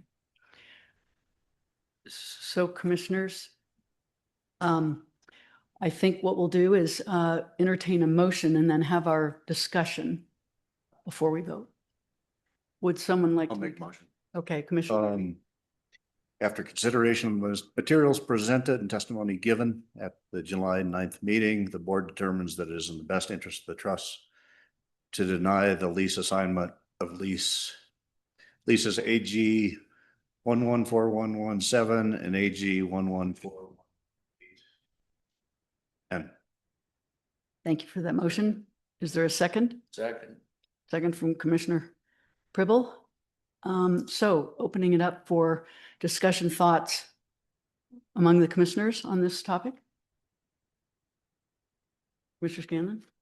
I'm not seeing the compelling case why we would go a different direction than the motion. And I think you've done a thorough review of these circumstances. My understanding is assignments are relatively rare, and that isn't a course of action we pursue terribly often, that there's other means for subleasing, or we just wait of a lease. So I'm not compelled that this is an exception to our normal policy, and I think you've done the review. And I agree with your assessment. We have some gaps in the application, and we do a really thorough vetting of our lessees, and it's really an important part of our process. And I think we have to maintain those high standards. yeah, I agree with Commissioner Scanlon. If the lease changes hands by assignment, to me, it's a clean slate. And the Forest Service, the BLM, they all do it the same, that you need to know the new lessee, you need to know the competitive prices. And I think denying this application is just protecting our fiduciary responsibilities. I tend to lean in with the rest of you on this. I guess I'd observe that we're always balancing stewardship and optimizing revenue. And a lot of it is contextual. We have good processes, but we do need to look at each situation. And in this one, in addition to the research that we've seen, there are several factors that suggest that we'd be negligent in not taking this to market to see what the market value of it is. It's some land parcels that are accessible by others, which isn't always the case. And nothing precludes the applicants under the assignment from bidding in the, what do you call it? The free market process or the auction process. Competitive bid. Yes, competitive bid. So it seems to me that this falls within our sort of desire to optimize both the revenue and the stewardship for the trust. So any other questions? All right. Can we have a vote then, please, on the motion? Commissioner Pribble? Aye. Commissioner Harvey? Aye. Commissioner Heath? Aye. Commissioner Scanlon? Aye. And the chair votes yes. Motion carries 5-0. And thank you for doing the research, Eric. Thank you.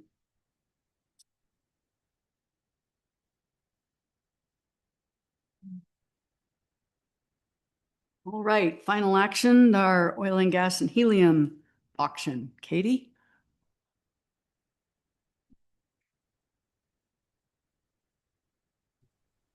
Oh, good afternoon, commissioners. Can you see the presentation okay? Yes, ma'am, and we can hear you as well. Okay, let me find my video button. Okay, can you see me now too? Yes, ma'am. Awesome. All right, good afternoon, commissioners. For the record, Katie Stitt, Oil and Gas Leasing Manager. And today I'm presenting a final action item requesting the board's approval of the August 2026 oil, gas, and helium lease auction standard list. This request is presented to the board as it falls outside the scope of decision-making authority delegated to staff by the Oil and Gas Development Policy. And this item does relate to the oil and gas leasing program.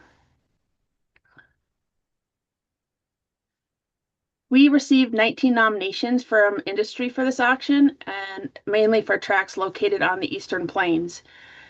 Historically, Cheyenne and Kiowa County oil and gas wells have had helium show in their gas analysis.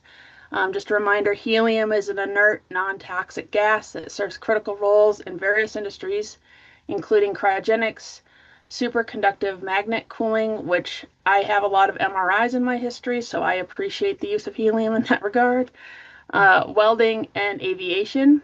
And there is a processing facility for helium located in Cheyenne County. Staff then nominated an additional 14 tracts in Elbert, Lincoln, and Weld counties where leases were recently held, but those operators allowed those leases to expire due to their development schedules. Staff does believe that there may be interest in the market right now for those tracts now that they have not been extended, which is why we chose to include them on the list. I wanted to start with a brief discussion on how staff reviews nominations against the board's stewardship action plans, as we have several nominations in counties that have well-known lesser prairie chicken habitat on this list. So the board currently has 3 active stewardship action plans. The orange shading in the upper left is the Greater Sage Grouse Stewardship Action Plan. The purple dots in the center part of the state are the Fens Stewardship Action Plan, and the green shading on the right side of the map is the Lesser Prairie Chicken Stewardship Action Plan. And the current set of nominations are mapped against these areas and are depicted as the red circles on the map. And so you can see a cluster of them in the green shaded Lesser Prairie Chicken area. So let's take a slightly closer look at those. So as I mentioned, we received 19 nominations from industry. The same places that operators are currently looking for helium are also correlated to areas that are in the habitat for the lesser prairie chicken. So in April, the board approved the 2026 Lesser Prairie Chicken Stewardship Action Plan, which outlines how development for many types of resources will be handled if it's located in this critical habitat area. So this map shows our ownership in the blue squares, and the nominations we received in Kit Carson, Kiowa, and Cheyenne counties are in the red squares. In conjunction with the stewardship team, staff reviewed these tracts to ensure compliance with the stewardship action plan. So the light orange shading on the map represents the lesser prairie chicken focal areas, and per the stewardship action plan, no leasing is to occur in these areas. So staff removed 2 parcels that had been nominated that were mapped in this type of habitat, and they're not on the list presented to you today for approval. The yellow shading on the map represents lesser prairie chicken connectivity zones, and the stewardship action plan also states that no leasing is to occur in these areas, and so staff removed 3 additional parcels from the list because they were located in the connectivity zones. And then the green shading on the map represents lesser prairie chicken estimated occupied range. Per the stewardship action plan, we can consider leasing in these areas, but there's a specific set of stipulations that must be applied to the lease. So staff reviewed the 4 tracts in the estimated occupied range and considered the feedback from CPW as well as internal comments, as well as the conditions in the stewardship action plan, and determined that leasing could move forward with the stipulations from the stewardship action plan applied. So these tracts also will include the general stipulation, which allows staff to put additional requirements on the lease at the time development occurs to ensure that concerns in the future, if and when development occurs, can be addressed if needed. You can also see that ultimately 5 additional tracts located in Kit Carson and Cheyenne counties fell outside of the lesser prairie chicken habitat and it did not trigger a review under the lesser prairie chicken stewardship action plan. But I want to reiterate that those tracts are still reviewed under our normal review process and have their own stipulations applied to them. Once this review and the remaining review process on all the parcels that were nominated was complete, staff ultimately moved forward with 28 of the 33 nominations for the August lease auction list. So as I mentioned, we have 28 tracts under consideration today, which is approximately 12,000 acres. The tracks are the reddish squares on this map located in Cheyenne, Elbert, Kit Carson, Larimer, Lincoln, Morgan, and Weld counties. And the counties are outlined in blue on the map. Joining these 28 tracks are 2 tracks that the board approved for leasing in March, located in Moffett County. Those tracks are offered for lease at auction for a second time at a slightly reduced royalty rate, 18.75%, per the oil and gas development policy. Those tracks are the blue circles on the map. You're not reapproving these. These are offered on the same terms and conditions we offered them back in April. But I wanted to include them for the entirety of the list so you knew what was going to be on that list. In Cheyenne, Kit Carson, and Lincoln counties, as I mentioned, operators have recently been exploring for helium, but traditional oil and gas development has also occurred in those counties with mixed results. Much of this area lies on a geologic structure known as the Los Animas Arch. It has complex geologic structures that create pockets of oil and gas, meaning you could go out and you could drill a well in one area and have a dry hole, but if you went 100 feet to the west, you could have a successful well. So as a result, drilling in this area of the state is really very exploratory. The drilling in Elbert and Lincoln counties have recently been efforts to find new formations that we can produce oil and gas from, so that's pretty exploratory as well. And then you'll notice we have the 3 counties in the northern part of the state, Larimer, Weld, and Morgan counties, and that's part of the DJ Basin development. Larimer and Morgan are counties more on the fringes of the established basin, while Weld County is considered kind of the core area, and this is further development of that area in Weld County.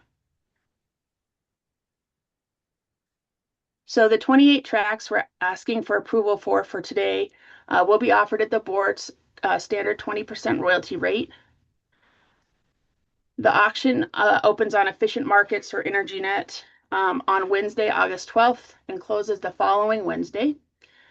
As detailed in the cover sheet in our presentation today, the tracks were reviewed per the board's policy, and staff has recommended specific stipulations as outlined on Exhibit 2 to your cover sheet.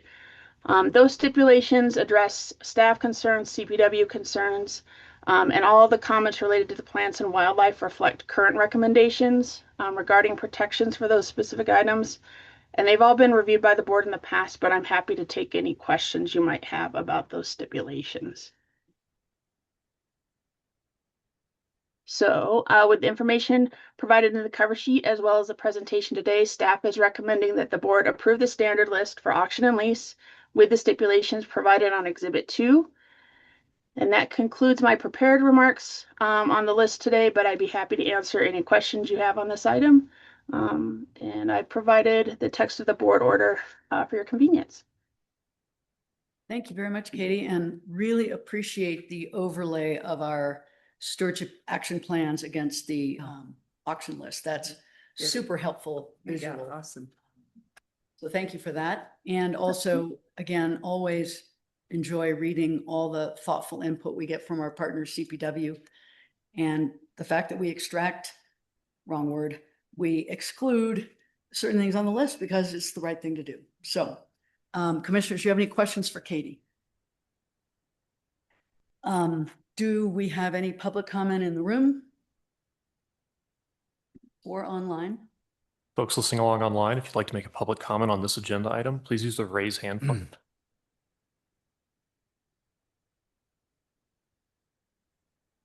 Chair Frobe, I'm not seeing any hands.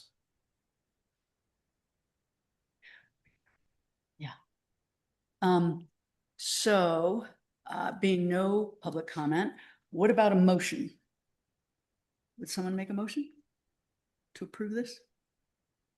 Madam Chair, I move that the board approve oil, gas, and helium lease auction August 2026 standard track lease list as contained in our board packet and authorizing the director to take appropriate action consistent with our board decision.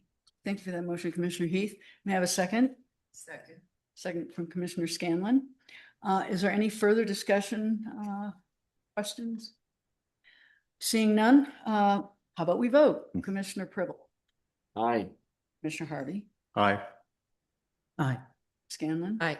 And the chair vote yes. Your auction list is approved, Katie, 5-0. Thank you very much. Thank you, commissioners.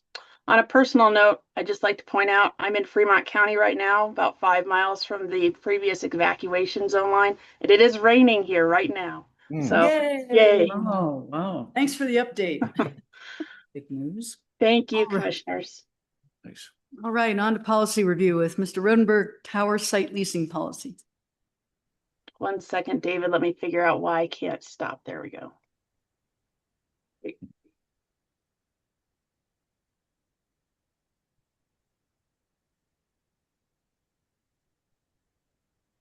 All right. Good afternoon, commissioners. For the record, David Rodenberg, the Tower Site Program Manager. This final action item is to request that the board adopt some minor changes to the tower site leasing policy. Staff reviews the board's policies no later than every 3 years and recommends any needed changes at that time. Staff has reviewed the board's tower site policy, and aside from a few minor changes, staff believes that the current policy effectively supports the agency's tower site business program. The minor revisions include the reference to the strategic plan, which was updated and approved by the board in May of 2026 of this year. And also we made a minor revision to the accountability, which was changed from the director to the assistant director. Additionally, I wanted to mention that the tower site lease rates increase automatically 3% annually as per the pricing guidelines. And the board assessed the tower site lease rates in July of 2023. A subsequent review and determination is scheduled to occur no later than July of 2028. So we'll be looking at those again at that point in time. Based on the information provided to the board, staff recommends that the commissioners adopt the proposed modifications to the tower site leasing policy. And I'm available for any questions or comments from the board. Thank you. Commissioner Pribble? Yeah, thank you, David. Could you just give a quick summary of how the initial lease rate was determined or established? I mean, because what we're approving here is a 3% annual increase, right?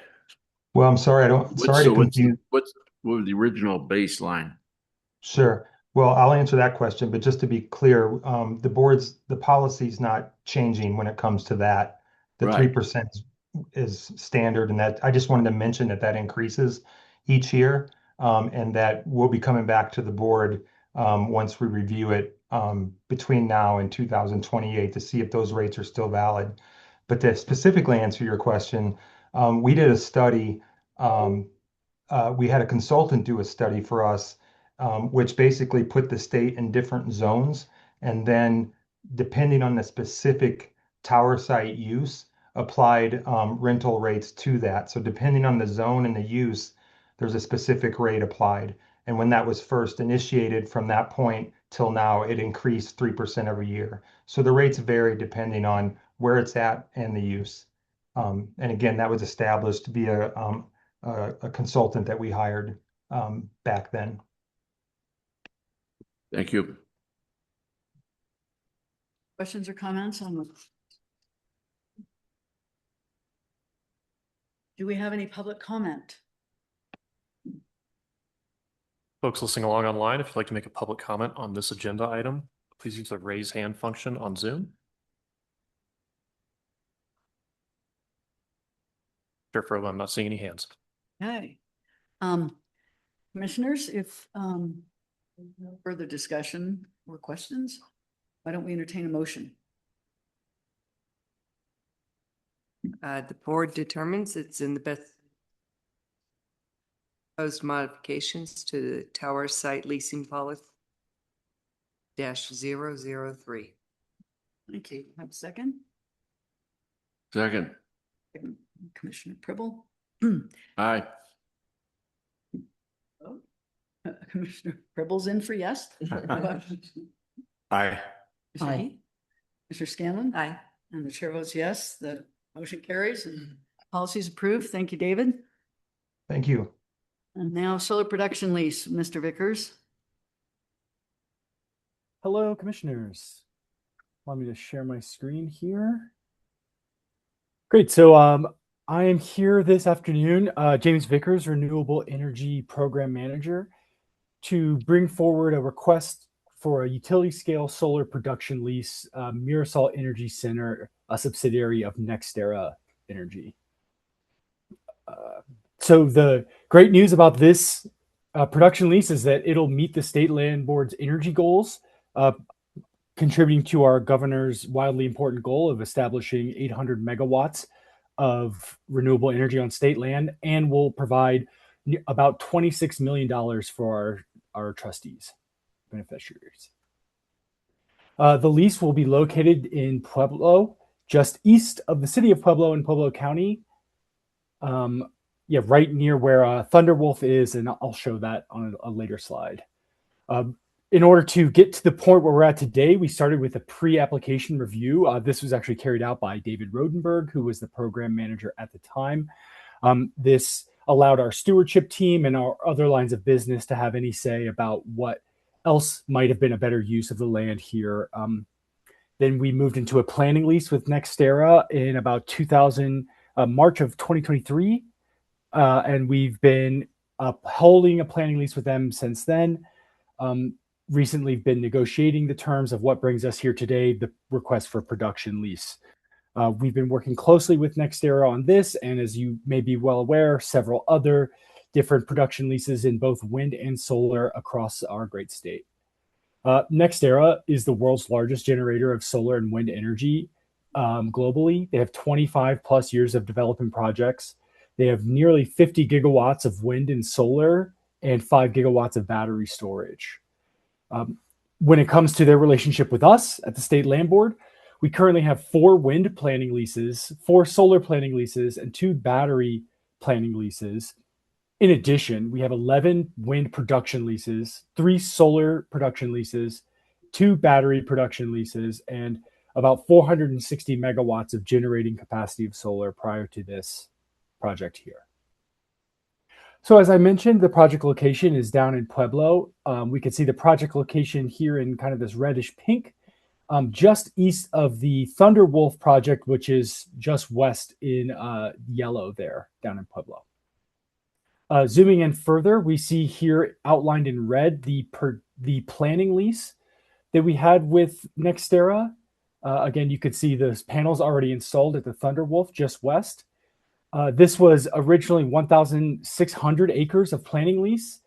There was a slight reduction in acreage for the production lease down to about 1,140 acres. You could see the slight difference in the requested production lease area up at the top in sections 27, 28, and 29. And then we have a schematic from the lessee showing where they intend to put all their different panels. The green, pink, and orange are simply showing where the different arrays are connected to each other, but those would all be locations of PV solar arrays to be installed. The proposed terms of this lease are approximately 1,140 acres. It will provide a whopping 120 megawatts of power capacity, and it'll be a 25 production year lease plus an additional 36-month construction period, depending on what's needed by the lessee. The total minimum revenue of this project over the course of its lease will be just over $26 million. One-time payments of about $350,000, and the initial annual production rent of close to $800,000, with a performance bond of $3 million, which is calculated based on the megawattage of the proposed project. The State Land Board lines of business provided supportive feedback from this, starting from the beginning. I'll mention the agricultural lessee in the area is participating in this project and has relinquished some of his private lands for this project as well. The project, of course, will follow local land use regulations and best management practices identified in the lease, including vegetation management.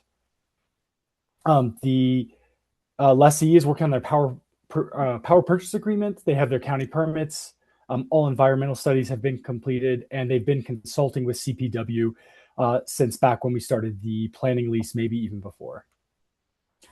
This production lease, if approved, would generate significant revenue for our trustees. We've deemed it the highest and best use of this land in this area. As I mentioned, the agricultural lessee is participating, and this supports the board and Colorado's goals for both revenue and renewable energy generation on state land. I will mention that this project will actually get us past the governor's wildly important goal, the WIG goal of 800 megawatts. This will take us to about 806 megawatts on state land. So the recommendation here is that the board approve this solar production lease with Mirasol Energy Center LLC, a subsidiary of NextEra Energy, for a solar project located on 1,140 acres of school trust land in Pueblo County.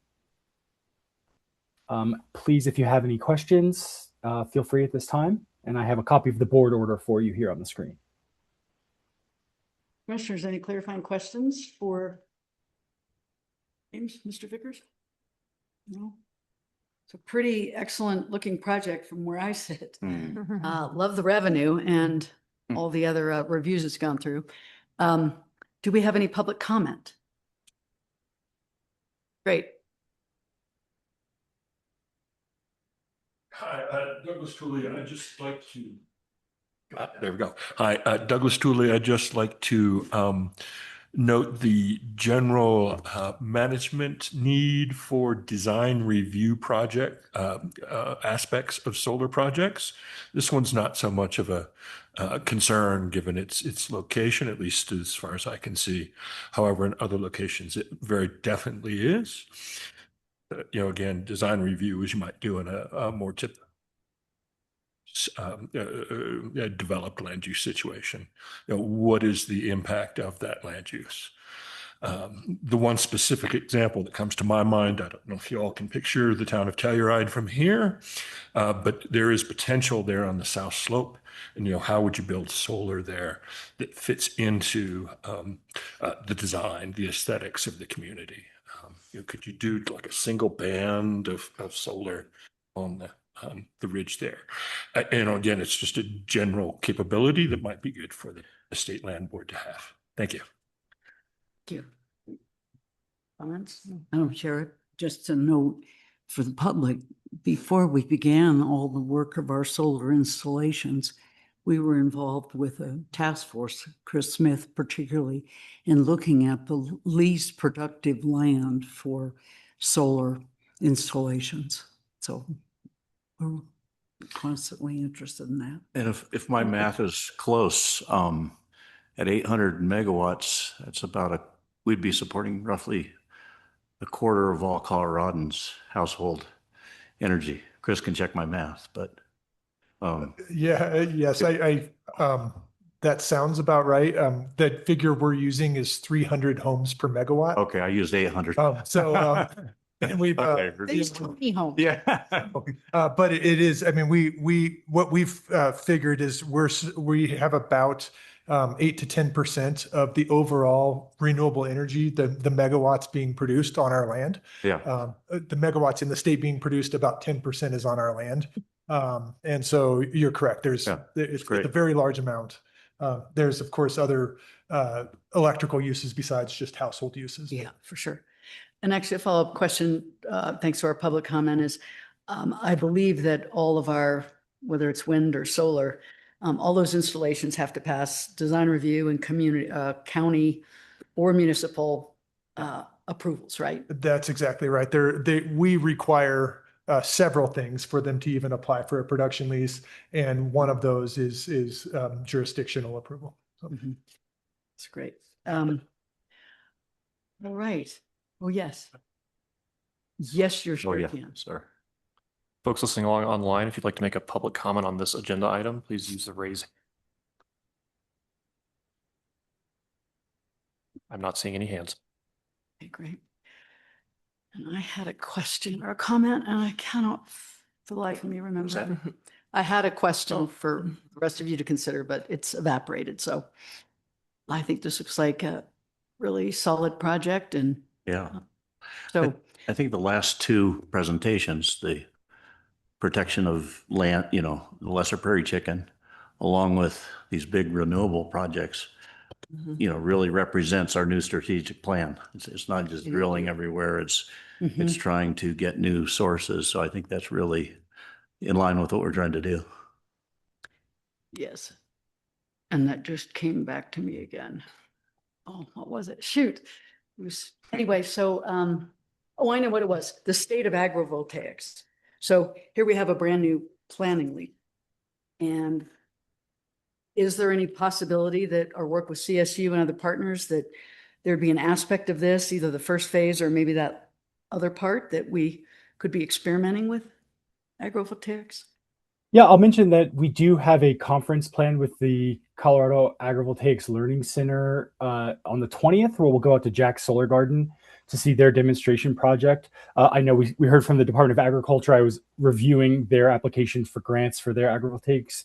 We're definitely staying on top of what's going on with CSU and what's going on in the communities with agrivoltaics. I don't know that there'll be a way to incorporate that into this project, given that the planning started so long ago, but it's certainly something that we are keeping our eyes on and trying our best to incentivize our partners.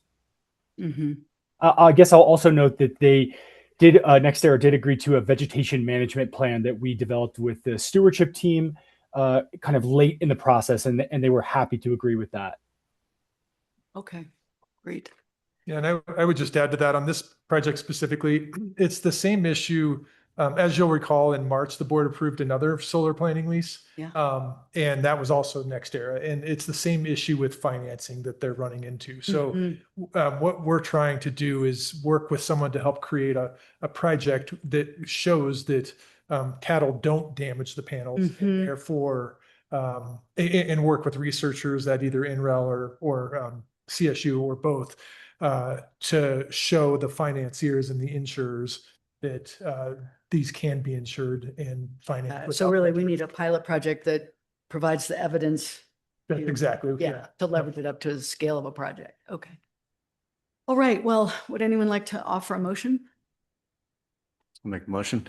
The board determines that it is in the best interest of the trust to approve a solar production lease with Mirasol Energy Center LLC for a solar project located on 1,140 acres of trust land in Pueblo County. The lease will include the terms described in the cover sheets and exhibits. Thank you for that motion, Commissioner Harvey. May I have a second? Second. Second, Commissioner Pribble. Seems like there's no more question or debate, so let's vote. Commissioner Pribble? Aye. Commissioner Harvey? Aye. Commissioner Aye. Scanlon? Aye. The chair votes yes.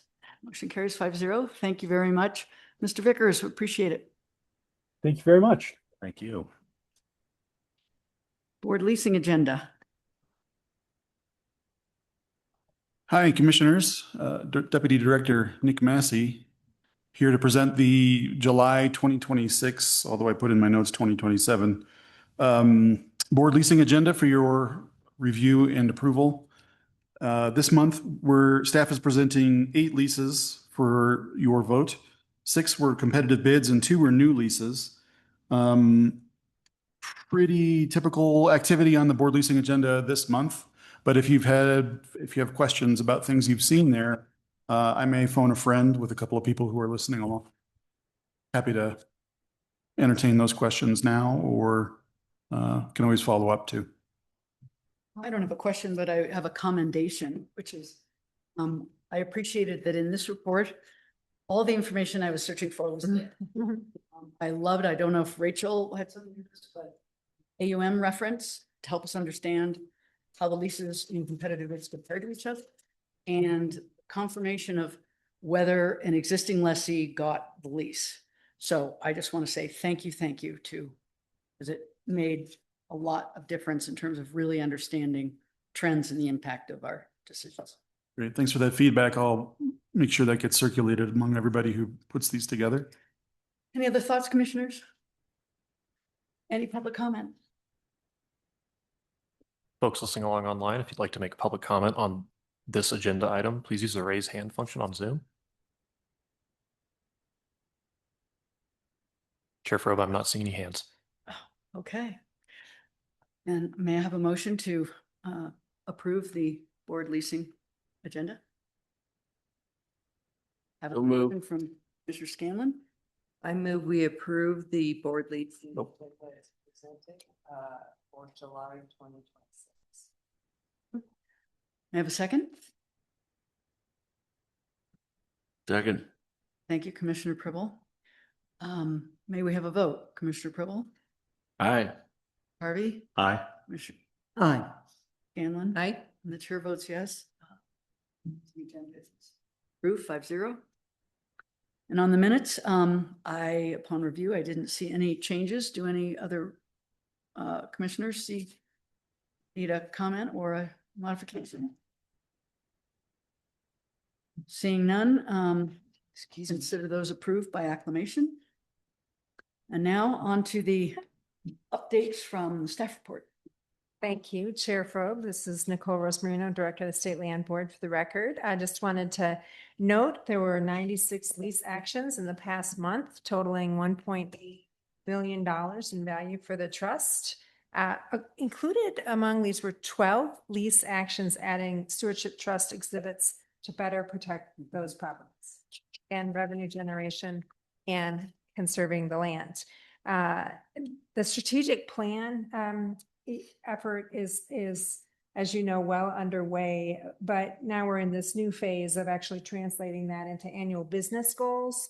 And as I mentioned earlier in the meeting, that will be presented to you in August. And so the staff is really working in earnest to adopt those new directions, the new 3 overarching goals, and translate those into where the rubber meets the road in terms of what we will commit to achieving over the next fiscal year. So that's very exciting to us. I also wanted to mention the HB 1332 group will be meeting on Monday. This will be a really decisive meeting, and I'll leave it to Deputy Director Massey to fill in some more details.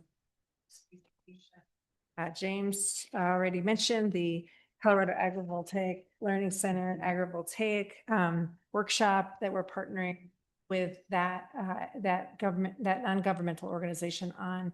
There will be a number of different partners at that, and that's really where we're trying to shape up projects on state trust lands to bring in really creative ways. So very excited about that. And then I wanted to end with the partnership with Pivot, and where we have now transitioned 87% of the power needs of our commercial real estate portfolio to solar power. Thank you to Emily Barbo for doing a wonderful job publicizing that. We partnered with the governor's office, with Colorado Energy Office, with Department of Natural Resources to do that, but really proud of that. Chris or Elliot, anything you wanted to say on that score? Yeah, I'd also just like to give a shout out to Julie Majors, who negotiated that agreement. That's it. Okay. Well then, Nick, if you'd share the latest, greatest update on the 1332. You bet. There it is. Mindy, are you chuckling because I keep using this same picture over and over? I don't get very creative with my pictures. Yep, Deputy Director Nick Massey here to present the latest and greatest on the 1332 work group. I'll keep this pretty brief. The memo has essentially the same material, but I wanted to have an opportunity for you to raise any questions on the record that you might have. The next meeting is Monday by Zoom. It's intended to be a full day meeting. So if you plan to attend the entire thing, get comfy, make sure you're surrounded by snacks and hydration. So a pretty straightforward agenda for that meeting. There are a few pieces of unresolved business in the recommendation drafts that the work group is working with. There are some opportunities for the work group members to interact with each other to try to promote or defend positions they're trying to take through those recommendations.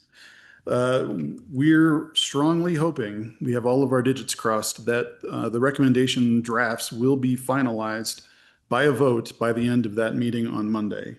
It sounds like we have good commitment from work group members to be present and committed the entire time to get that done. But we also still have another meeting after that if we need it. There's still an opportunity for the public to participate in this process. We have said many times that DNR has stood up a website that guides the public through participation in the 1332 process. That remains open, and the meeting is a public meeting, as they have been, so there will be opportunity for live public comment in that meeting as well. Looking ahead for the work group and then this group of State Land Board Commissioners as well. I mentioned that last meeting is planned for August 17. We hope it's in person. It's a pretty big group, so hopefully logistics will work out for us. And then the work group, through its support resources, needs to publish that final report to a fairly broad audience of legislators, the governor's office, you all, different parts of the state government by September 1st. And so that's the work group's charge. This group has quite a bit of work to do left, I would say. So first and foremost, we need to get the opportunities in front of this board to engage with what that final report says and those final recommendations. Given that we are in a public process, to the degree that those materials are visible to the public, we'll make them as quickly as possible and get them in your hands for your review. At this time, staff is intending an October workshop as part of the board couplet to really dig into what the recommendations say and really wrestle with those.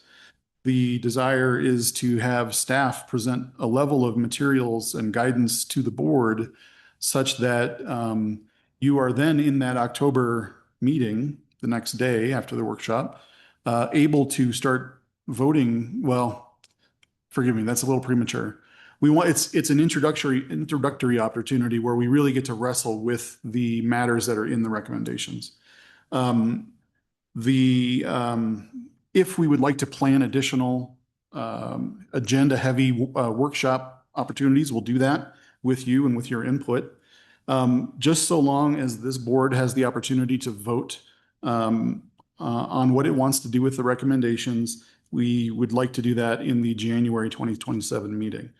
The deadline for you to take that vote on the recommendations that have been forwarded is February 15th, which, given our general planning, would be around the time that we have our board meeting. So let's be positive that we're going to get it done in January 2027. That is what I had prepared for remarks. I'm really looking forward to feedback and questions that you have. And with the thought of probably just scribing those down in my notes mostly and making sure we're thinking about things as we move forward. Yes, Commissioner, Madam Chair, or Nick, remind me, does the legislation ask that we consider the recommendations or that we act on them? It's deadline dependent. By February 15 of 2027, you need to have considered them.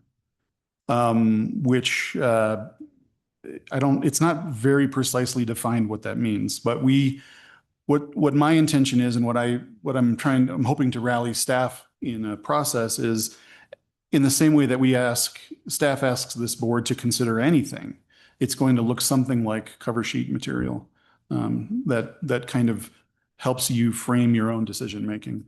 There is some action that needs to be taken then by the end of 2027. It's a December deadline, I believe. 2028, where that is really the fingerprints of policy making and some other factors in terms of how the State Land Board actually perhaps changes things that it does. That is that later deadline. So the visual impact of the recommendations is that 2028 deadline.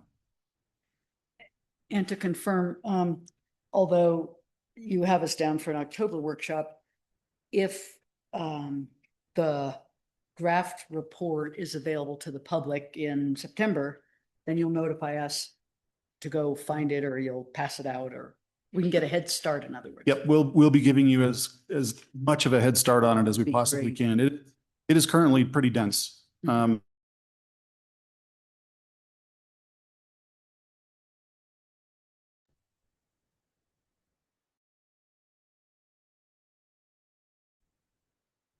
Provide a little more specificity on those deadlines and the language in the law. So what you all have to do, so you all have to, by February 15th, 2027, consider the work group recommendation and adopt an administrative policy or rules to establish processes and policies. And the December 2028 is a schedule to review and update by that December 2028 deadline, if necessary, all existing stewardship trust management plans, et cetera. So really the key thing is you're considering policies and processes by February 15th, 2027. It's additional work to do by December 2020. Thank you for that. And Commissioner Pribble had a question. So, a question for either the director or Nick, whichever. Would it be instructive for the board if you summarized 2 or 3 of the big picture but contentious or issues still up for debate? What remains to be decided? I will take that. Thanks, Nick. Director Rosmarino, for the record, no votes have been taken on any recommendation. So at this moment, there are 0 actual recommendations. There are draft recommendations to be voted on July 13th. So we'd be happy to answer that question after that information, Great. after that process runs and that information. Okay, thank you. Yep, and happy to provide summary guidance recommendations as soon as they're available as well. So you'll have sort of an executive memo cover sheet for that. So now we get to talk about 150th commemoration.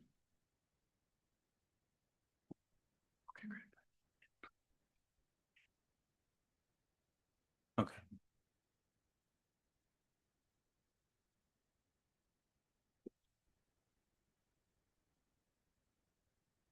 Oh, got it. All set? Thanks.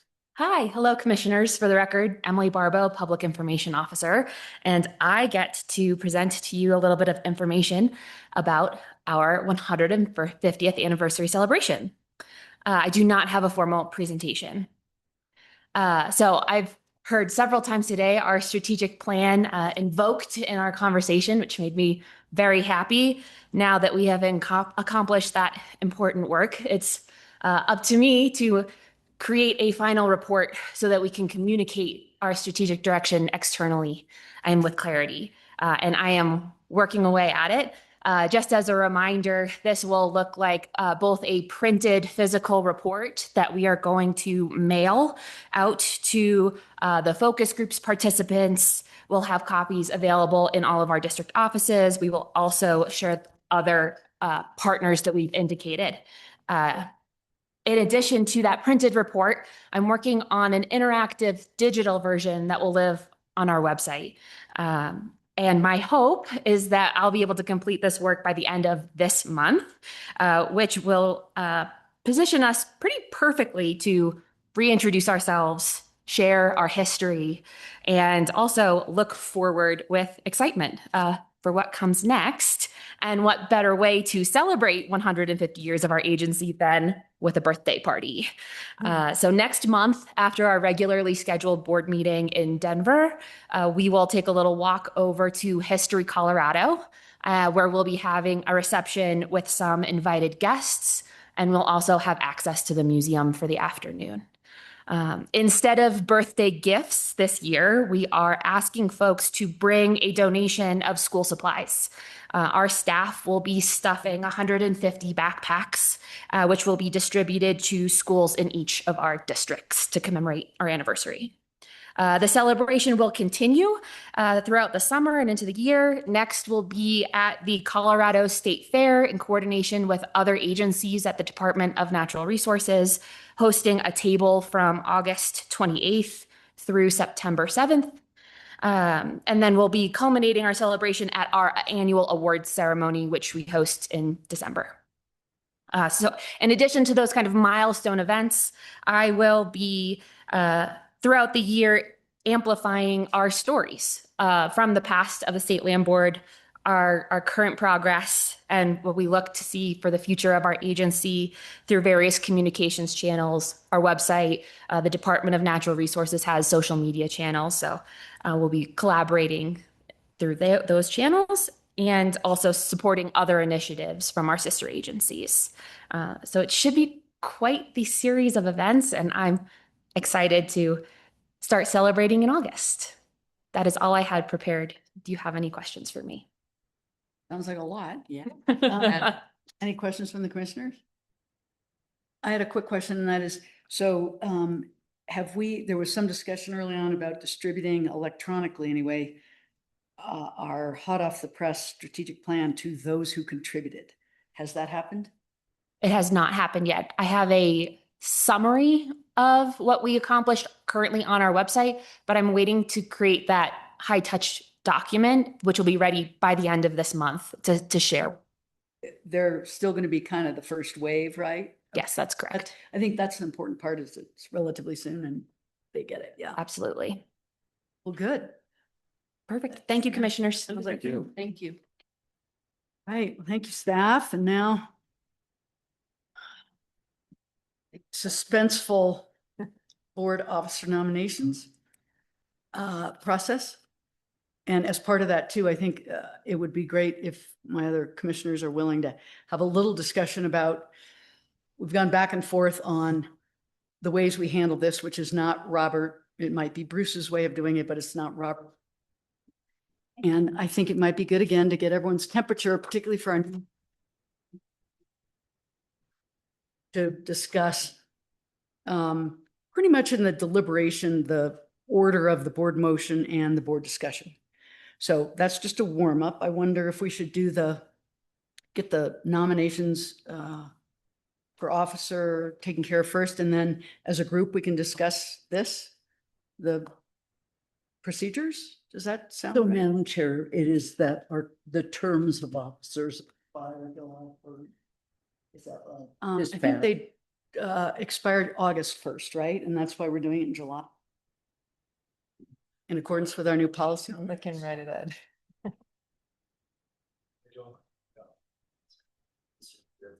Okay, but yeah, I think that, I can answer. mhm. So I think the answer is we're just now following the schedule that we set last fall, that the nominations will happen in July and the actual elections will occur in August. So that was just the decision by the board in its review of the board governance manual on the attached schedule. So we've separated out nominations. we decide that? Separate that out. There was a conversation where at one point they were very far apart, but these are the actual nominations. I thought the thing that was far apart was new incoming commissioners and then officer thing, no? Because we've always nominated, elected in the same.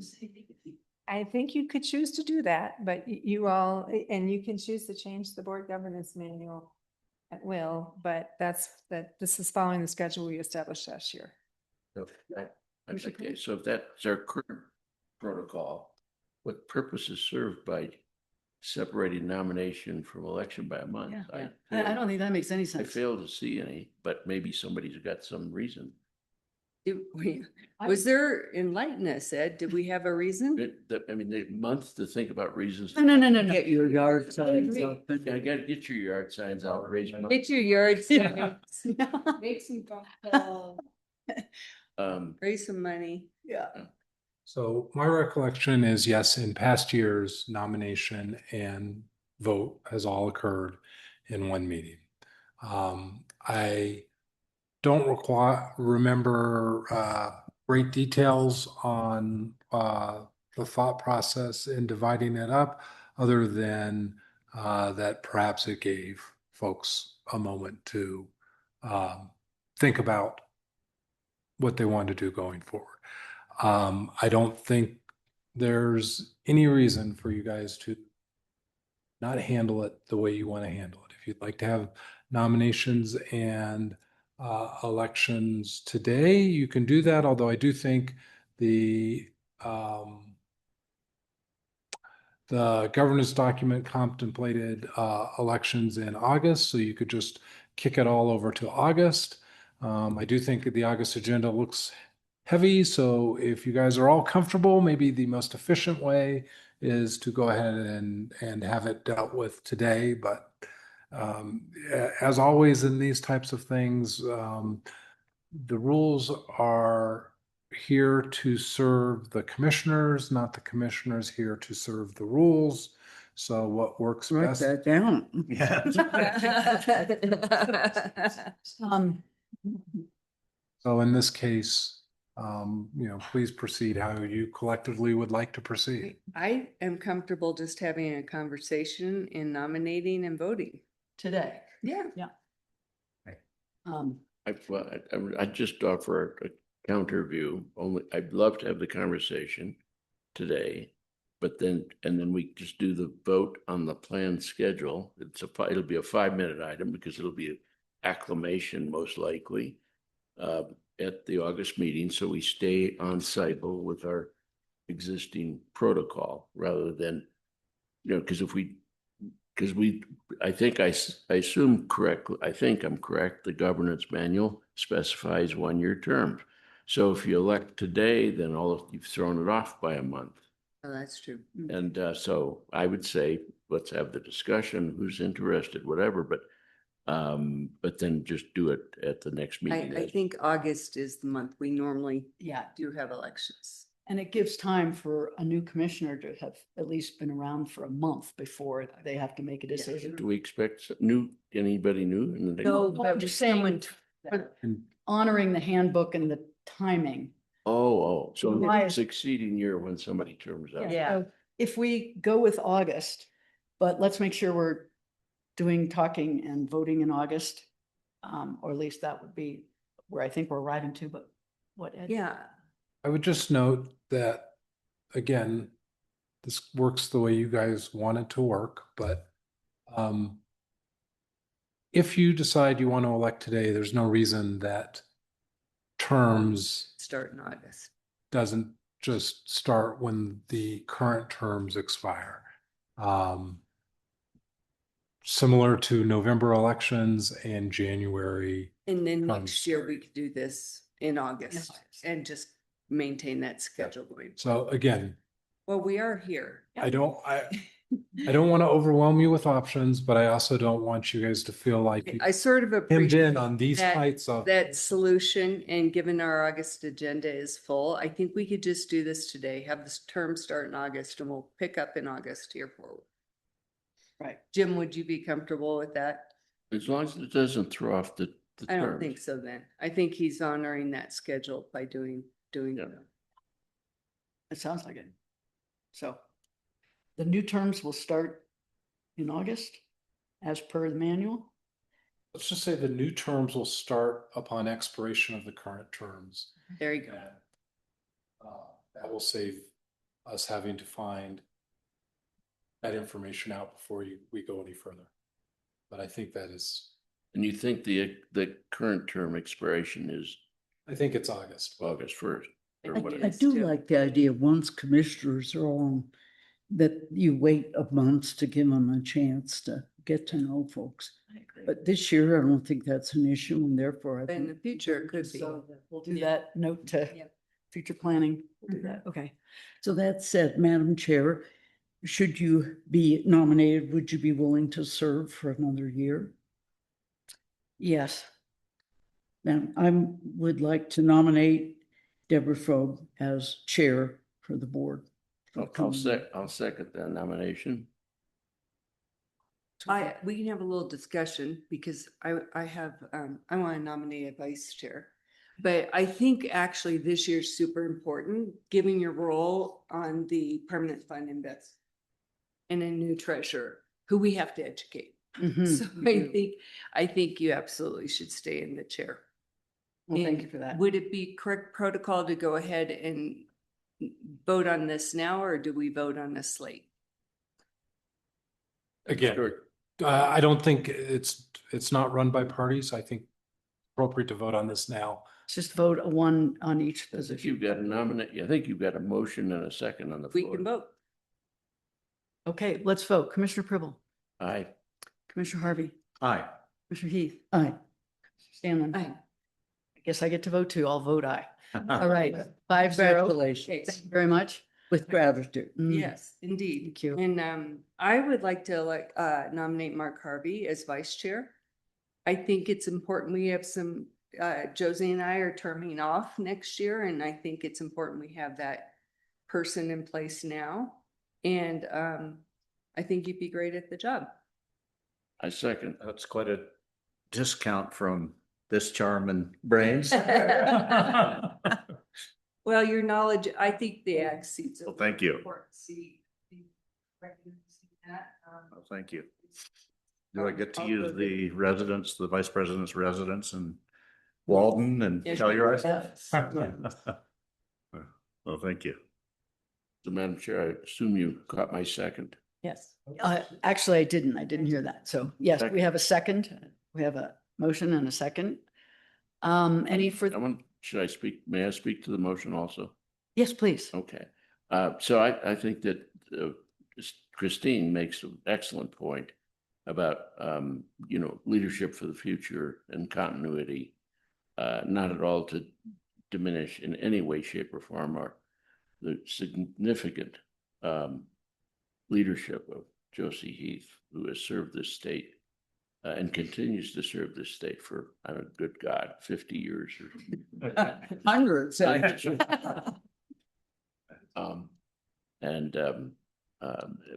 in that same breath, also Mr. Harvey has got ample intellectual and judgmental qualities. Never been said about me, but I'll take it. Thanks, Jim. Thank you for the comments. All right, so we have a motion and a second for Mr. Harvey to become vice president. How do you vote, Commissioner Pribble? Aye. Commissioner Harvey? Aye. Commissioner Heath? Aye. Commissioner Scanlon? Aye. And the chair votes yes, so motion carries 5-0. Congratulations. Mr. Thank you. Yeah, I've got great. big shoes to fill. Yeah, well, you have another year. Well, You have another year of rubbing off. Yeah, exactly. exactly. Before you pack up though, I do, in all seriousness, there's arguments for both ways. And Christine, in the past with Christine, we pretty much had all the conversation ahead of time, went to a motion, voted on it, or, voted on it, and then it was over. We, in a last conversation about all this, I believe with our new commissioners, we sort of said, well, we want to have public comment first, but let's have a motion so that our discussion and debate is centered around what the board order, a motion around the board order. So I'm just checking in on how people feel. And let me just propose, I think it works well to have the public comment and then have a motion on the table that then stimulates our conversation and discussion ahead of a vote. Which is how we do it. Which is For this. this is what we've had. So I'm putting that out there for feedback and comment. So I strongly concur because we had this discussion, I don't know, several meetings back, but I'll use even today's discussion about, or debate about, I think it was the Ortner issue, whichever one of the ag lease issues. In effect, we heard the the staff recommendation, we heard the appellant's case, and then we had questions, appropriate, absolutely. But then literally we had 4 commissioners declare a position before there was a motion on the table, which is very troubling to me from the standpoint of fairness of the debate process, because you're declaring a position without knowing what the question is, it kind of adds to confusion. You don't know precisely what what you're getting at. That's the whole concept behind any parliamentary procedure. I'm not any parliamentary expert at all, but as I said before, this is like the fourth state board I've been on, and it's the first one or the only one where this process has had this kind of protocol or culture, or whatever you want to call it. I just think that the all parties, especially free and fair discussion for both the majority and the minority viewpoint, whatever that might be, are best served if you know precisely the question you are debating. And the question, if somebody makes a motion, first of all, it doesn't go to debate if it fails a second. Secondly, if it is seconded and another commissioner has a different idea, you can offer an amendment to the motion. You can offer to table a motion to table the first motion. If you've got the votes, you've got many different avenues to change the original motion. And I'm not a strict constructionist on this. I think we ought to go on a relaxed parliamentary process, but it ought to be one that best serves, first of all, the public interest, the state of Colorado, free and fair discussion, fairness to all parties, and not lend itself to, at least to me, a measure of confusion. Now, I imagine the counter argument is, well, by having that kind of discussion, we stumble our way to consensus.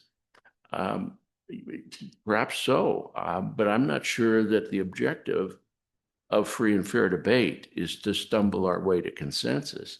It is to give all viewpoints an opportunity to be heard, and then a vote be taken and a majority position become discerned or known. So that's my speech for us. I think we've been following this protocol. I think today, because it was an up and down, yes or no, almost answer. I think we just got caught up in it in how we used to work. And in fairness to myself, that was how I was trained to do it when I came. I am fine. And I think the habit we have to get in is there's a motion and a conversation before there's a second, and just allow that to flow that way. Oh, interesting, right. Yeah, Motion because that's before what the- Jim's saying. Don't just second it automatically. Allow the No, I'm not saying that. I'm absolutely not saying that. I'm saying, that no matter what, first of all, you don't know the question you're discussing in any precision beyond what the staff presentation is. Right. And if there's an appellant, because it's a case under review, the appellant's presentation. So then it seems to me that the fairest, most sort of intellectually honest way to proceed forward is somebody proposes a motion.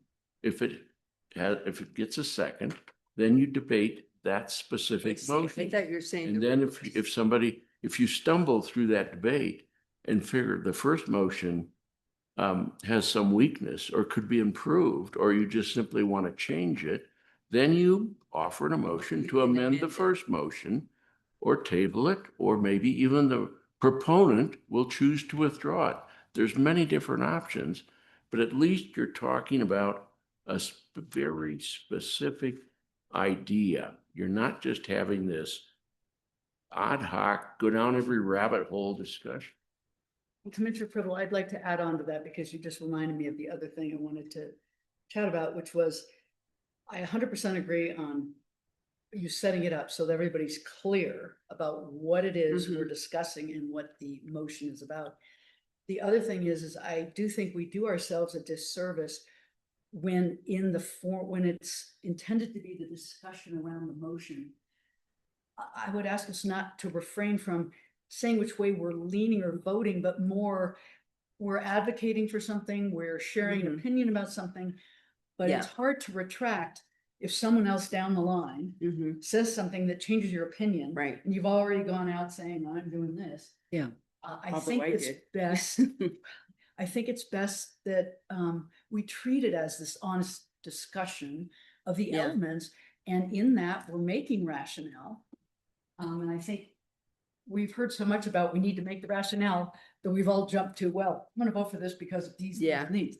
So now we're looking for sort of a more graceful, let's discuss. We're a little And then- in transition from how we used to do it, noting how you've been trained to do it, to the rationale point. And I think we're just finding our way a little bit. We're getting there. I'm fine with doing it this way. I think though, during our motion discussion, I don't mind people stating how they're leaning. I don't mind people stating that they might be more comfortable reframing the motion. I think that needs to be fairly open as a dialogue.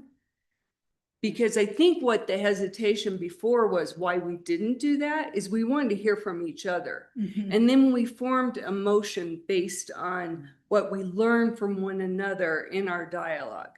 Yeah, but you can still. I know, but you have to go, we didn't, Yeah. so it was clean in the sense you didn't have to withdraw a motion or amend a motion. It just saved those couple of steps. It's not a big deal. You can make it happen. Is there any validity or help in stating the motion, inserting the discussion, and then having the second? Because I get what you're saying about defining exactly what you're going to vote on. But Again, I'm not an expert parliamentarian, but in my experience, and it also,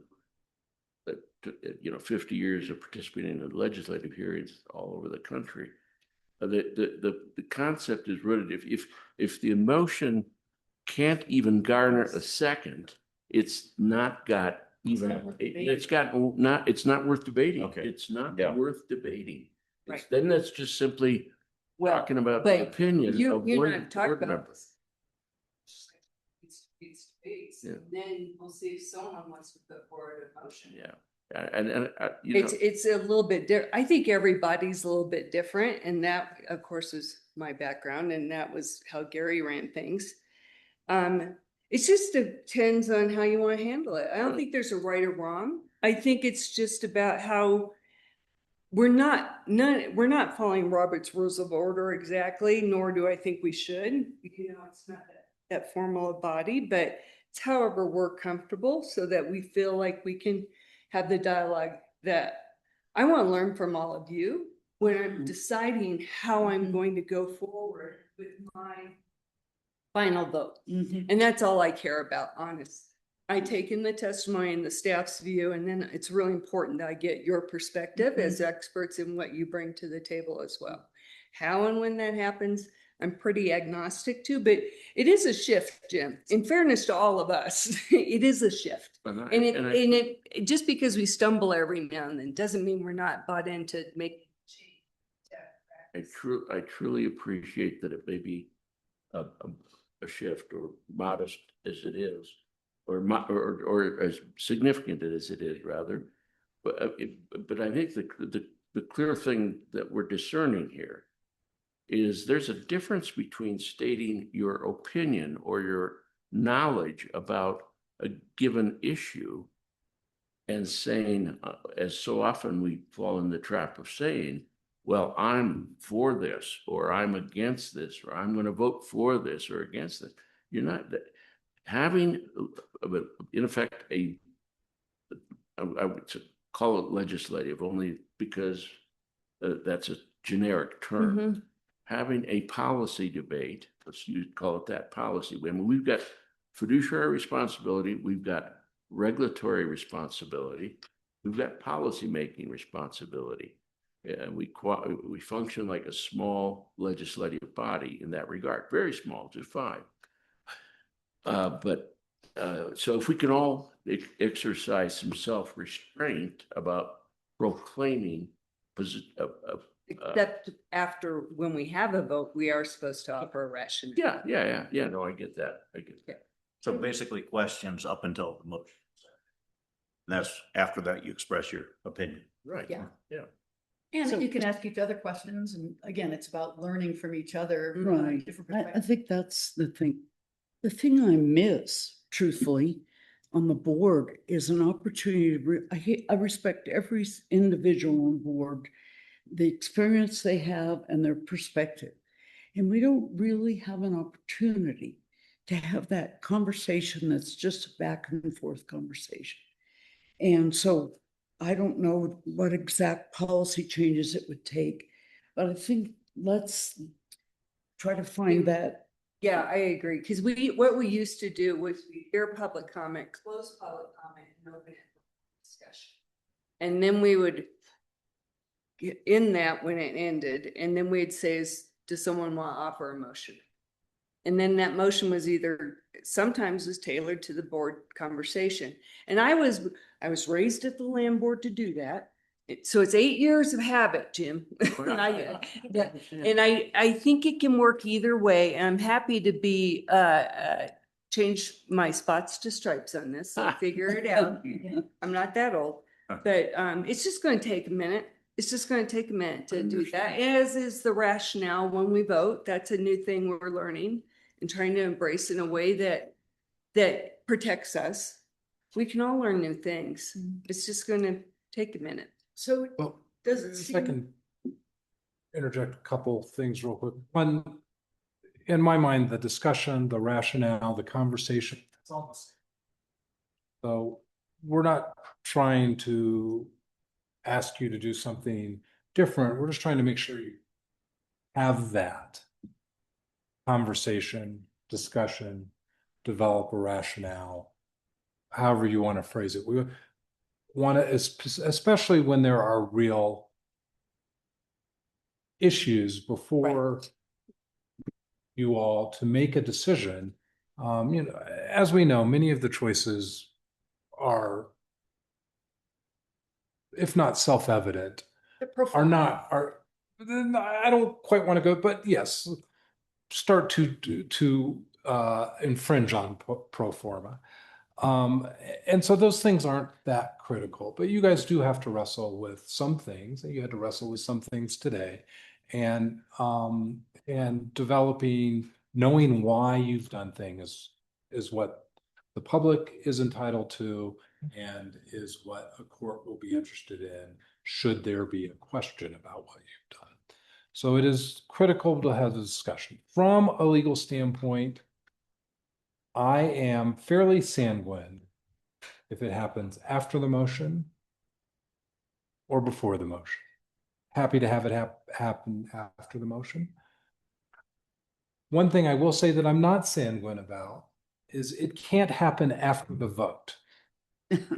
Right. And on occasion, Hmm? you guys will vote, and then a commissioner will say, and I just want to explain my vote. At that point, well, if it happens, I will argue it until a judge doesn't let me, but it makes it's another hurdle I have. If it's after the vote and there's an explanation, it's going to be hard for me to rely on it. So I want you to make sure you say it. Good guidance. And so I think that's really where I think I'm finished is what I'm trying to say. Yes. To serve the counselor's admonition here, or instruction rather,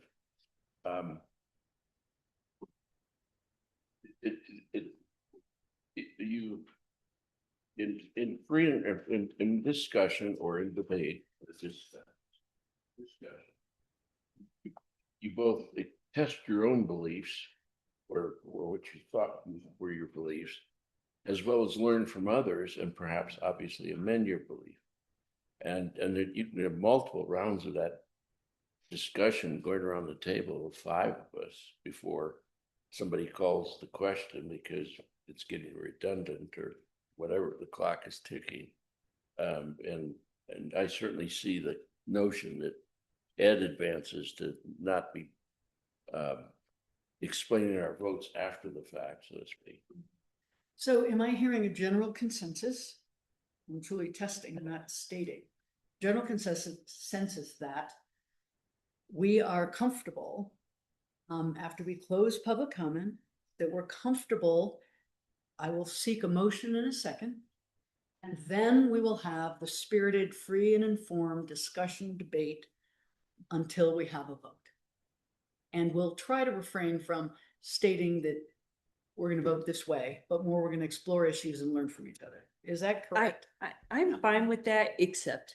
Yeah, me too. Okay, except. Well, I guess if I'm not the person approving the motion or the second, I can live with it. Then it's not affirming my opinion that I want this to move forward. Well, two things. You are a 5-person body. And in a large body, under Robert's rules, if you make a motion and you make a second, you are presumed to support the To motion. support it. That is not necessarily true in a 5-body motion. Okay. And That's why we so didn't- I would encourage you to not feel obligated. Although if you don't support It at all. a motion, I encourage you to come up with a different motion to put it out to. I think that's why we didn't do it, so that we could have a discussion and people could get a chance to know where their colleagues were at. Because that's why in the legislature, if you second it, you're saying yes. There's no like amending it, pulling it back. You're actually saying yes. And that's always made me a little uncomfortable. And I think that's the rub, Jim, that I have is I want to hear from people.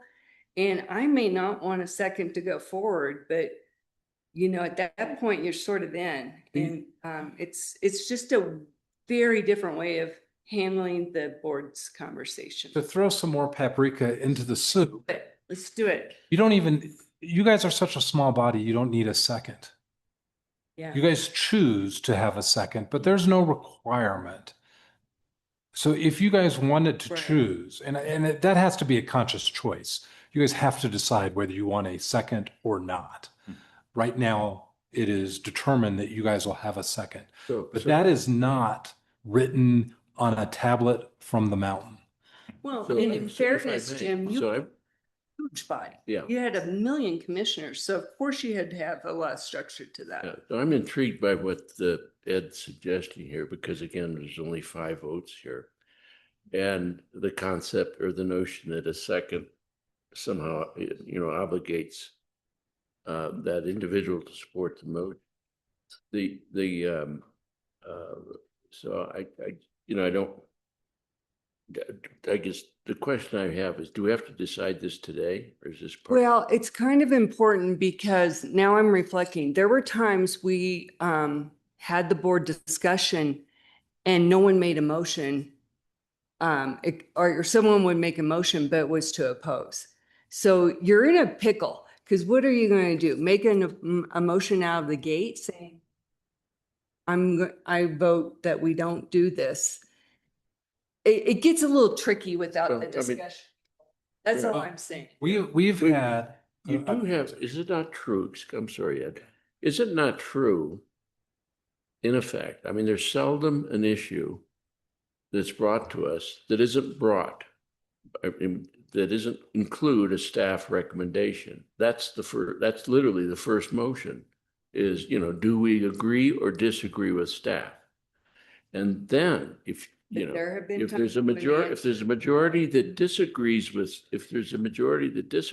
staff, then you have to come up with what's the alternative proposition? What's the alternative proposal? That's the problem with putting a motion forward in the negative without a discussion of the commissioners. So then everyone's boxed in. Well, but the staff position is not necessarily a negative. It's just the staff If we're recommendation. not going to support the staff, If and we're that opposing has the happened. motion.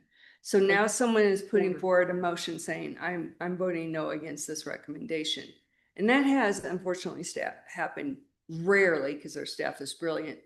But I think this is why we want the discussion first to avoid that kind of. And then there's a chance to explain why we're not supportive of this before there's a motion to not proceed forward. I think there are two things here. One, I appreciate that legal wants us to be thoughtful about what rationale we have for affirming or declining. And I recognize that. The second is how we have an actual thoughtful discussion about the principles. And that's really what I'm looking for. So I would like to suggest that we delegate this to the chair and that you come up with some proposals that we could consider. Because Well, we've done this like 3 times. In all Well, fairness, we then really she- beat then this she horse. get, revised that the chair in an arbitrary and capricious way put forward just something that we can try out. Okay, homework for the next meeting. Yeah. All right. All right. I mean, So- yes, Let me but throw out a couple of, one, just history. There have been times that motions have been made just to get A no. a discussion going, I would really like you guys not to feel hemmed in mhm. by process. And I think you guys don't want to feel hemmed in by process. So when a motion is made, I mean, this concept of a motion, and then we need to withdraw the motion, and we've got to jump through hoops. You're 5 people trying to reach a decision on how to manage land. You should feel comfortable in the discussion not being hemmed in just by the motion. You should be able, I think, to say, you're confronted with an up or down motion type of scenario. You should feel comfortable to say, even though the motion is to support staff decision, my thoughts are more nuanced on this. I want an option between support to adopt staff's recommendation or deny staff's recommendation. I'd like to get us to a point where we consider XYZ, whatever it is. I think you should feel comfortable amongst yourselves having that conversation. And I want to have set up a procedure. My role in procedure, our role in procedure is a procedure where you guys feel comfortable doing that, and you guys give each other the grace and support to allow it, and that there are not hands raised of wait, that's not the motion. Wait, we've got to do this. That is, and slightly askew from that, when a motion is made, I want to make sure you guys don't vote too quickly. And that happens on occasion. Vote to what? Quickly. There's a motion, a second, and vote. There has to be a breath. Well, there should be, the sequence should be vote, or excuse me, motion second, discuss, debate, and then vote. Yeah. After Yeah. you have full debate. But There is no sometimes, preclusion of full debate. No, sometimes that is not the way it has happened. seldom has anybody called the question here to hasten things over. Well, the least. That's not true. I sometimes hasten it along, but it's about pretty goal. So anyway, that's it. So however you guys want to resolve this, from, as Josie's indicated, from our legal standpoint, our concern is we know what you've decided and why you've decided. We need to know what you've decided so we can implement it. We need to know why you've decided it so we can. And that requires a discussion among you. From a counseling standpoint, I don't want you guys to feel hemmed in by your process. Can't reach the decision that you want to reach, or discuss the decision that you want to discuss, because we've got a process that's flawed. Okay, well, I think I get a sense of where we all are. Yeah. Thank you. I will take that delegation and come back, and I agree to wrap up. I think we all feel the same. Want to have good. Yeah. Great. All right. Very Okay, good. meeting Thank you. adjourned.